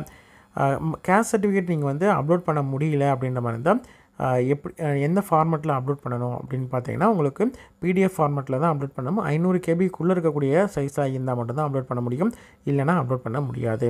இபிசினா என்ன அப்படின்னு பார்த்தீங்கன்னா, எக்கனாமிக்கலி பேக்வர்ட் கிளாஸ் கேண்டிடேட்டோடைய ஃபேமிலியோடைய இன்கம் ஆண்டு வருமானம் வந்து 50,000 விட கம்மியாக இருக்குது அப்படின்ற மாதிரி இருந்தாலும், below poverty line BPL card வச்சுருக்கிறாங்க அப்படின்ற மாதிரி இருந்தாலும், கவர்மெண்ட்டு கொடுத்த அந்த கார்டு இருக்குது அப்படின்ற மாதிரி இருந்தாலும், அவங்க வந்து இபிசி கேட்டகரியில் எக்கனாமிக்கலி பேக்வர்ட் கிளாஸுக்கு வருவாங்க. எக்கனாமிக்கல் பேக்வர்ட் கிளாஸுக்கு என்ன பெனிஃபிட்னு பார்த்தீங்கன்னா, ஃபீஸ் கன்செஷன் அவங்களுக்கு உண்டு. இபிஎஸ் கேண்டிடேட்டுக்கு ஃபீஸ் கன்செஷன் உண்டு. இபிஎஸ் கேண்டிடேட்டுக்கு வேறு ஏதாவது இது வந்து உண்டா அப்படின்னு பார்த்தீங்கன்னா, எக்ஸாமில் ரிசர்வேஷனில் இபிஎஸ்க்கு கிடையாது. சரிங்களா? ஒன்லி ஃபீ கன்செஷனுக்கு மட்டும்தான் இபிஎஸ். சரிங்களா? இன்கம் சர்டிஃபிகேட் வந்து வைக்க முடியுமா அப்படின்னு பார்த்தீங்கன்னா, கண்டிப்பாக வந்து இன்கம் சர்டிஃபிகேட்டை அவங்க கேண்டிடேட் வந்து வச்சுருந்தா அவங்க வந்து அதற்கு இபிசி சர்டிஃபிகேட்டுக்கு எலிஜிபிள். அப்படி இல்லை அப்படின்ற மாதிரி இருந்தாலும் நாட் எலிஜிபிள் இபிசிக்கு. சரிங்களா? அதே மாதிரி சர்டிஃபிகேட் வந்து இபிசி இன்கம் சர்டிஃபிகேட் வச்சிடல அப்படின்ற மாதிரி இருந்தால் டாக்குமெண்ட் வெரிஃபிகேஷன் அப்போ ரிஜெக்ட் பண்ணிடுவாங்க. அடுத்தது ஏஜுக்கு க்ரூஷியல் டேட் வந்து 1/1/2025 தான் க்ரூஷியல் டேட்டு. க்ரூஷியல் டேட் வந்து எஸ்சி எஸ்டி ஓபிசி இடபிள்யூஎஸ் கேண்டிடேட்க்கெலாம் பார்த்திங்கன்னா க்ளோசிங் டேட் 16/9/2024 தான் கம்யூனிட்டி சர்டிஃபிகேட்டுக்கான cut off date. SC ST OBC EWS ஸ்டேட்டஸ்க்கான க்ரூஷியல் டேட் வந்து லாஸ்ட்டு அப்ளிகேஷனுக்கான லாஸ்ட் டேட் க்ளோசிங் டேட்டு 16/9/2024 தான் லாஸ்ட் டேட்டு. இடபிள்யூஎஸ் கேண்டிடேட் வந்து ரிசர்வேஷனுக்கு எலிஜிபிள் அப்படின்னு கேட்டிருக்காங்க, கண்டிப்பாக எலிஜிபிள். அதே மாதிரி ஃபீஸ் கன்செஷனுக்கு யார் யாரெல்லாம் எலிஜிபிள்னு பார்த்தீங்கன்னா, SC ST ex servicemen PWD candidate female candidate transgender minorities and economically backward கிளாஸஸ்லாம் வந்து ஃபீஸ் ரிலாக்ஸேஷன் அதாவது ஃபீஸ் கன்செஷனுக்கு eligible. Armed force candidate apply பண்ண முடியுமா அப்படின்னு பார்த்தீங்கன்னா, எக்ஸர்வீஸ்மென்ட்டில் அப்ளை பண்ணலாம். அவங்க வந்து 1 இயர் அதாவது க்ளோசிங் டேட் இருக்கு இல்லையா, அதுலேருந்து 1 வருடத்துக்குள்ளே ரிலீஸ் ஆகுறாங்க அப்படின்ற மாதிரி இருந்தால் அவங்க வந்து அப்ளை பண்ணலாம். அதாவது 15/9/2025 வந்து அவங்க வந்து ரிலீஸ் ஆகுறாங்க அப்படின்ற மாதிரி இருந்தால் அவங்க வந்து எலிஜிபிள். எக்ஸர்வீஸ்மேனாக வெளியில் வராங்க அப்படின்ற மாதிரி தான் எலிஜிபிள். சிவில் எம்ப்ளாய்மெண்ட் ஆல்ரெடி வந்து சிவில் எம்ப்ளாய்மெண்ட்டில் இருக்கிறாங்க, இப்போ எக்ஸர்வீஸ்மேனுக்கு வந்து எலிஜிபிள் அப்படின்னு கேட்டிங்கன்னா, எக்ஸர்வீஸ்மேனுக்கு வந்து அந்த எலிஜிபிலிட்டிக்குள்ளே இருக்கிறீங்க, நம்பர் ஆஃப் ஜாப் இருக்கு இல்லையா, அந்த இதுக்குள்ளே க்ரைட்டீரியாக்குள்ளே வரீங்க அப்படின்ற மாதிரி இருந்தால் நீங்கள் வந்து எலிஜிபிள் தான். அதே மாதிரி என்ஓசி யாருக்கெல்லாம் தேவை அப்படின்னு பார்த்தீங்கன்னா, சிவில் எம்ப்ளாய்மெண்ட்டில் இருக்கக்கூடிய எக்ஸர்வீஸ்மேன், ஆல்ரெடி ரயில்வே எம்ப்ளாயாக இருக்காங்க, சர்விங் ரயில்வே எம்ப்ளாய் அப்படின்ற மாதிரி இருந்தாலும், அல்லது central government, state government, public sector undertaking, autonomous institute இந்த மாதிரி இதிலலாம் வந்து இப்போ எம்ப்ளாயாக இருக்கிறாங்க அப்படின்ற மாதிரி தான் என்ஓசி வந்து ப்ரொடியூஸ் பண்ணணும். பிடபிள்யூடி கேண்டிடேட்டுக்கு என்ன எலிஜிபிலிட்டி பெஞ்ச் மார்க் அப்படின்னு பார்த்தீங்கன்னா, 40% டிசபிலிட்டிக்கு மேலே இருக்கக்கூடிய கேண்டிடேட் யார் வேணாலும் எலிஜிபிள் தான்.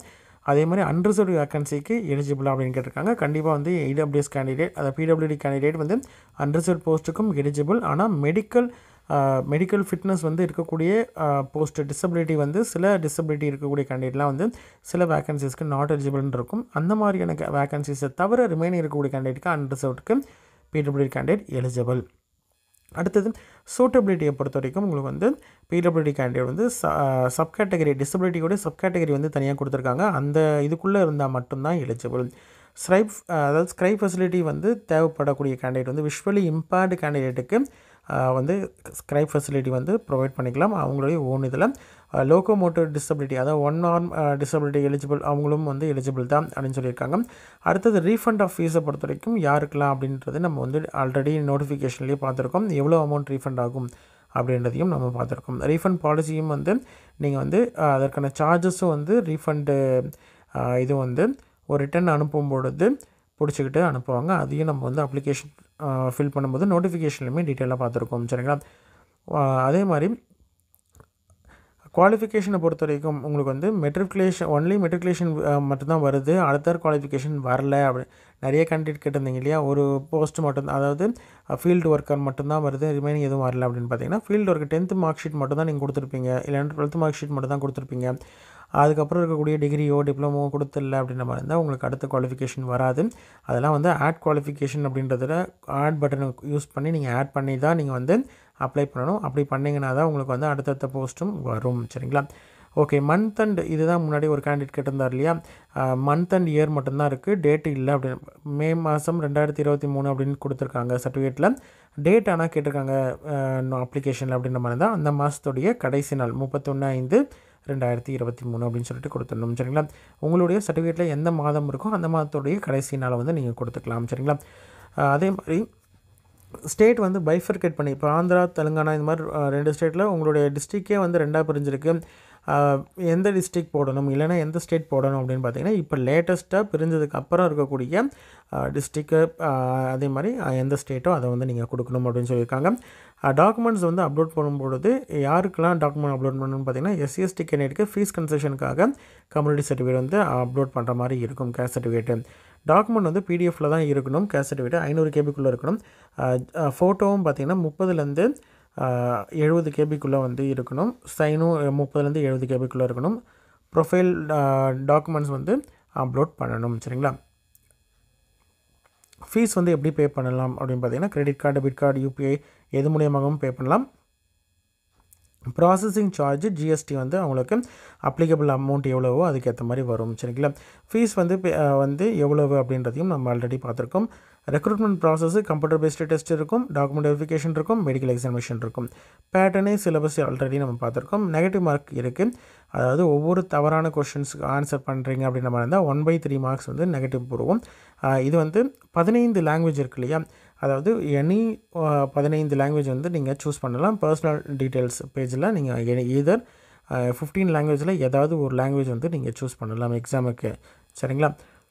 அதே மாதிரி ப்ரிஃபரன்ஸை பொறுத்த வரைக்கும் உங்களுடைய ஓன் இதை வச்சு தான் நீங்கள் வந்து ப்ரிஃபரன்ஸ் கொடுக்க முடியும். எந்த RRBயோ அந்த RRBக்குள்ளே இருக்கக்கூடிய வேக்கன்சி வச்சு தான் நீங்கள் வந்து கொடுக்கணும். நான் முன்னாடி சொன்ன மாதிரி தான், ஏதாவது டவுட்ஸு உங்களுக்கு அப்ளை பண்ணுறதுல ஏதாவது கிளாரிஃபிகேஷன் அப்படின்ற மாதிரி இருந்தால், டவுட்ஸ் இருக்குன்ற மாதிரி தான் இந்த மொபைல் நம்பர் மெயில் ஐடியை நீங்கள் காண்டாக்ட் பண்ணலாம். rrb.help@csc.gov.in அப்படின்ற இந்த இமெயிலுக்கு வந்து நீங்கள் உங்களுடைய டவுட்டை வந்து நீங்கள் போடலாம். இல்லை நீங்கள் ஃபேஸ் பண்ணக்கூடிய ப்ராப்ளத்தை நீங்கள் வந்து அங்கே மெயில் பண்ணிங்கன்னா உங்களுக்கு கிளாரிஃபை பண்ணுவாங்க. உங்களுடைய அப்ளிகேஷனையும் ஏதாவது இன்பிட்வீனில் டெக்னிக்கல் ப்ராப்ளம் இருக்குது அப்படின்ற மாதிரி தான் அதை கிளாரிஃபை பண்ணுவாங்க, ரெக்டிஃபை பண்ணுவாங்க. மொபைல் நம்பரை பொறுத்த வரைக்கும் 9592001188 அப்படின்ற இந்த நம்பருக்கு வந்து நீங்கள் காண்டாக்ட் பண்ணிங்கன்னா உங்களுக்கு கிளாரிஃபை பண்ணுவாங்க. உங்களுக்கு அப்ளிகேஷனில் இருக்கக்கூடிய குவரிஸ் எல்லாத்தையும் கிளியர் பண்ணுறதுக்கான நம்பர் தான் அது. சரிங்களா? ஃபைனலாக சப்மிட் பண்ணதுக்கப்புறம் உங்களுக்கு கன்ஃபர்மேஷன் இமெயிலும் SMS-ம் வரும். அதுதான் உங்களுக்கு அப்ளிகேஷன் சப்மிட் பண்ணதுக்கான இது. அப்ளிகேஷனை டவுன்லோட் பண்ணி பிரிண்ட் அவுட் பண்ணி வச்சுக்கிறது நல்லது. சரிங்களா? இன்கேஸ் அப்ளிகேஷன் வந்து ரிஜெக்ட் ஆகிடுச்சு, உங்களுடைய அமௌண்ட் வந்து ரீஃபண்ட் ஆகுமா அப்படின்னு பார்த்தீங்கன்னா ரீஃபண்ட் ஆகாது. அதனால் ப்ராப்பராக வந்து நீங்கள் அப்ளை பண்ணணும். சரிங்களா? பிரிண்ட் அவுட் எடுத்து வச்சுக்கணுமா அப்படின்னு கேட்டிருக்காங்க. கண்டிப்பாக வச்சுக்கணும் அப்படின்றதையும் சொல்லியிருக்காங்க. சரிங்களா? மேக்ஸிமம் என்னென்ன டவுட்ஸ்லாம் இருக்குது அப்படின்றத நம்ம வந்து கமெண்ட் பண்ண கேண்டிடேட்ஸுக்குமே வந்து அவங்களுடைய கொஷின்ஸ் வித் ஆன்சர் அதற்கான ரிப்ளையும் சொல்லி கொடுத்துருக்கேன். இது மட்டும் இல்லாமல் RRBயில் இருக்கக்கூடிய ஃப்ரீக்வெண்ட்லி ஆஸ்க்டு கொஷின்ஸையுமே நம்ம வந்து பார்த்துருக்கோம். இதுலேயே மேக்ஸிமம் டவுட்ஸ் எல்லாமே வந்து கிளாரிஃபை ஆகிருக்கும் அப்படின்னு நம்புகிறேன்.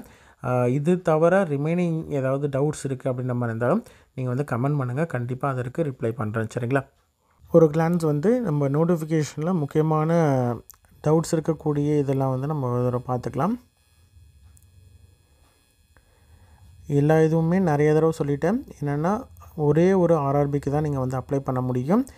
2-3 RRBக்கு நீங்கள் அப்ளை பண்ணுறீங்க அப்படின்ற மாதிரி இருந்தால் அவங்க வந்து ரிஜெக்ட் பண்ணிவிடுவாங்க. அதனால் ரொம்ப கேர்ஃபுல்லாக நீங்கள் வந்து அப்ளை பண்ணணும். சரிங்களா?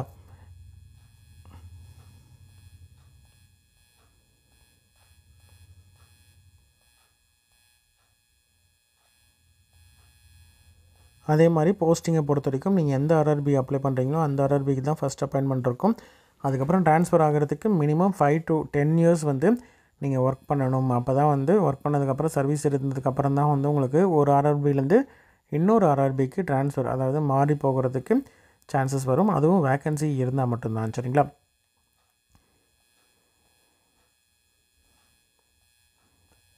இதான் வந்து ஃபிசிக்கல் ஃபிட்னஸ் வந்து எந்தெந்த விஷன்லாம் இருந்தால் எலிஜிபிள் அப்படின்றதையும் கொடுத்துருந்தாங்க இல்லையா, அதை வந்து நம்ம ஆல்ரெடி பார்த்துருக்கோம். இப்போ மெயினாக வந்து OBC NCL கேண்டிடேட்டுக்கு பார்க்கலாம். ஃபீஸ் கன்செஷன் இது எல்லாமே நம்ம டீட்டெயிலாக நம்ம ஆல்ரெடி பார்த்துருக்கோம். இபிசி கேண்டிடேட்டை பொறுத்த வரைக்கும் economically backward class only for fees கன்செஷனுக்கு மட்டும்தான், மிச்சபடி அவங்களுக்கு வந்து எந்த விதமான போஸ்ட்டில் ரிசர்வேஷனும் கிடையாது. சரிங்களா? ஓகே, வெர்டிக்கல் ரிசர்வேஷனை பொறுத்த வரைக்கும் EWS, SC, ST, OBC, NCL கேண்டிடேட்டுக்கு மட்டும்தான் வந்து வெர்டிக்கல் ரிசர்வேஷன் உண்டு. வெர்டிக்கல் ரிசர்வேஷன்னா இந்த கேட்டகரி கேண்டிடேட்ஸ்க்கு மட்டும்தான். இன்பிட்வீன் இதுக்குள்ளேயே வந்து ஹரிசாண்டல் ரிசர்வேஷன் வந்து பிடபிள்யூடி கேண்டிடேட், எக்ஸ் சர்வீஸ்மேன் கேண்டிடேட்டுக்கெலாம் உண்டு. சரிங்களா? இதில் SC, ST, OBC, NCL, EWS கேண்டிடேட்லாம் வந்து அவங்களுக்கான எலிஜிபிலிட்டிக்கு உண்டு. அதாவது எல்லா கேண்டிடேட்டும் அவங்களுடைய கம்யூனிட்டி இர்ரெஸ்பெக்டிவ் ஆஃப் கம்யூனிட்டி வந்து யூஆர் கேண்டிடேட், அதாவது ஜென்ரலுக்கு எலிஜிபிள். அவங்களே ஜென்ரலான கண்டிஷன், யூஆருக்கான கண்டிஷன் வந்து அவங்க சாட்டிஸ்ஃபை பண்ணால் அவங்க வந்து எலிஜிபிள். சரிங்களா? இப்போ ஓபிசி கேண்டிடேட்டுக்கும் யூஆருக்கு எலிஜிபிள், எஸ்சி கேண்டிடேட்டுக்கும் யூஆருக்கு எலிஜிபிள், எஸ்டி கேண்டிடேட்டுக்கும் யூஆருக்கு எலிஜிபிள், இடபிள்யூஎஸ் கேண்டிடேட்டும் யூஆருக்கு எலிஜிபிள். சரிங்களா? அவங்க யூஆருக்கான ஏஜ் அவங்கக்கிட்ட இருக்குது அப்படின்ற மாதிரி இருந்தால், ஏஜுக்கு லிமிட்குள்ளே இருக்காங்க அப்படின்ற மாதிரி இருந்தால் அவங்க எலிஜிபிள். சரிங்களா? அதனால் புரிஞ்சுக்கோங்க. நீங்கள் அப்ளை பண்ணும்போது யூஆருக்கு அப்ளை பண்ணணுமா, ஓபிசிக்கு அப்ளை பண்ணால் வந்து ஓபிசி கேண்டிடேட் யூஆருக்கு அப்ளை பண்ணணுமா அப்படின்னு பார்த்தீங்கன்னா நீங்கள் அந்த கொஷனுக்கே போக தேவையில்லை. நீங்கள் ஓபிசி கேண்டிடேட்டா, அப்போ ஓபிசிக்கு அப்ளை பண்ணுங்கள்.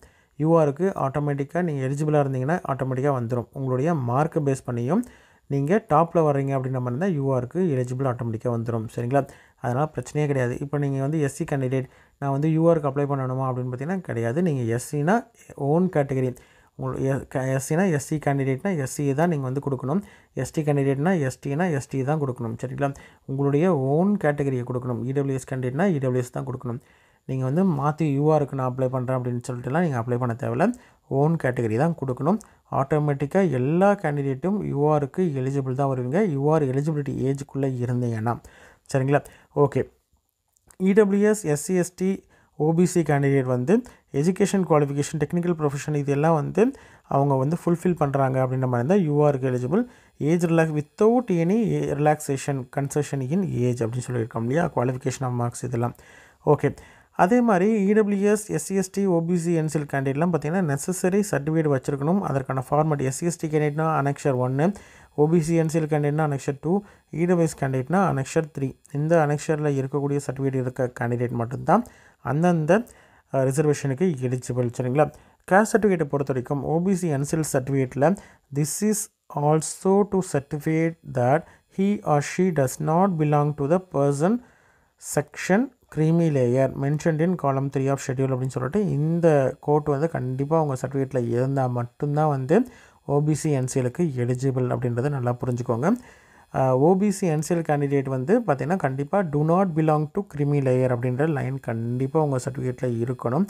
இருந்தால் மட்டும்தான் எலிஜிபிள். அப்படி இல்லைனா யூஆர் கேண்டிடேட்டாக உங்களை கன்சிடர் பண்ணுவாங்க, யூஆர் ஏஜ் லிமிட்குள்ளே இருந்தீங்கன்னா. சரிங்களா? அதே மாதிரி இடபிள்யூஎஸ் கேண்டிடேட்டை பொறுத்த வரைக்கும் எஸ்சி, எஸ்டி, ஓபிசி, என்சிஎல் ஸ்கீமில் வராமல் இருக்கக்கூடிய கேண்டிடேட் மட்டும்தான் இடபிள்யூஎஸ் கேண்டிடேட்டுக்கு எலிஜிபிள்.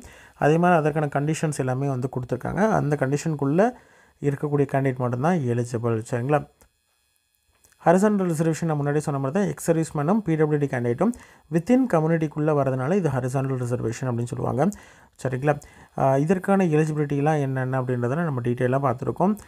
டவுட்ஸ் இருக்குது அப்படின்ற மாதிரி இருந்தால், ஃபர்தர் டவுட் இருந்ததுன்னா நீங்கள் வந்து கமெண்ட் பண்ணுங்கள், கண்டிப்பாக வந்து ரிப்ளை பண்ணுறேன். இதில் நம்ம வேக்கன்சி டீட்டெயில்ஸ் பார்த்தோம் இல்லையா, இப்போது அதற்கான எலிஜிபிலிட்டி ஒரு தடவை பார்த்துக்கலாம்.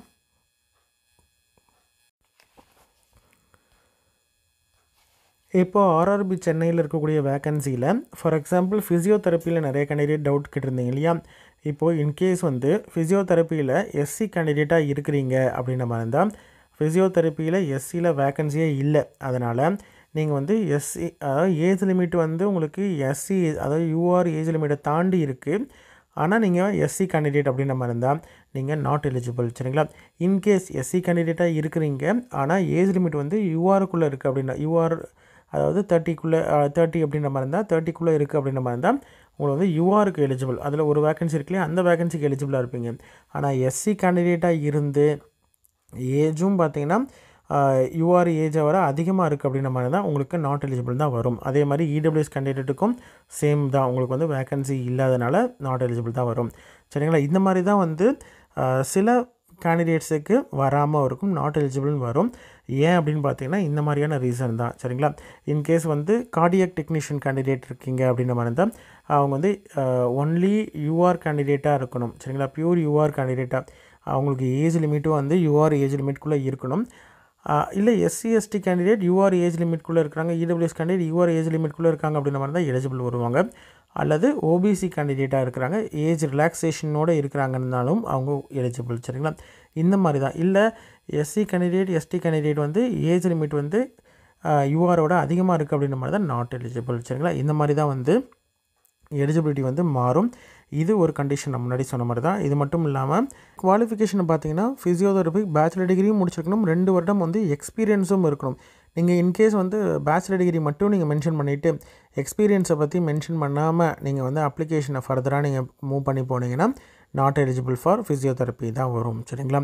இதுவும் கண்டிஷன். இதே மாதிரி முன்னாடி கார்டியாக் டெக்னீஷியன் இருக்காங்க இல்லையா, அவங்களுக்கும் பார்த்தீங்கன்னா உங்களுக்கு வந்து candidate trained in echo cardio, அதில் வந்து இதில் இருக்கக்கூடிய higher 10th science and certificate course இருக்கணும். அல்லது diploma in cardio lab investigation முடிச்சிருக்காங்க அப்படின்ற மாதிரி இருந்தால் எலிஜிபிள். இது ரெண்டுமே இல்லை அப்படின்ற மாதிரி தான் அவங்களுக்கு கார்டியாக் டெக்னீஷியன் வராது. சரிங்களா? இது மாதிரியான கண்டிஷன்ஸ்லாம் வந்து நீங்கள் குவாலிஃபிகேஷனை செக் பண்ணி பார்த்துக்கோங்க. அதே மாதிரி அந்த ஆர்ஆர்பியில் வேக்கன்சியும் பார்த்துக்கணும். ஓகேங்களா? அது பார்த்தீங்கன்னா தான் உங்களுக்கு எலிஜிபிளாக இல்லையா அப்படின்றத ஒரு கன்க்ளூஷனுக்கு வர முடியும். சரிங்களா? இது மட்டும் இல்லாமல் ஏதாவது டவுட் இருக்குது அப்படின்ற மாதிரி தான் கமெண்ட் பண்ணுங்கள். கண்டிப்பாக இந்த வீடியோ வந்து உங்களுக்கு பயனுள்ளதாக இருக்கும் அப்படின்னு நம்புகிறேன். உங்களுடைய சில கேண்டிடேட்ஸுடைய மேஜர் டவுட்ஸ் எல்லாம் கிளாரிஃபை ஆகியிருக்கும் அப்படின்னு சொல்லிட்டு நம்புகிறேன். சரிங்களா? நன்றி.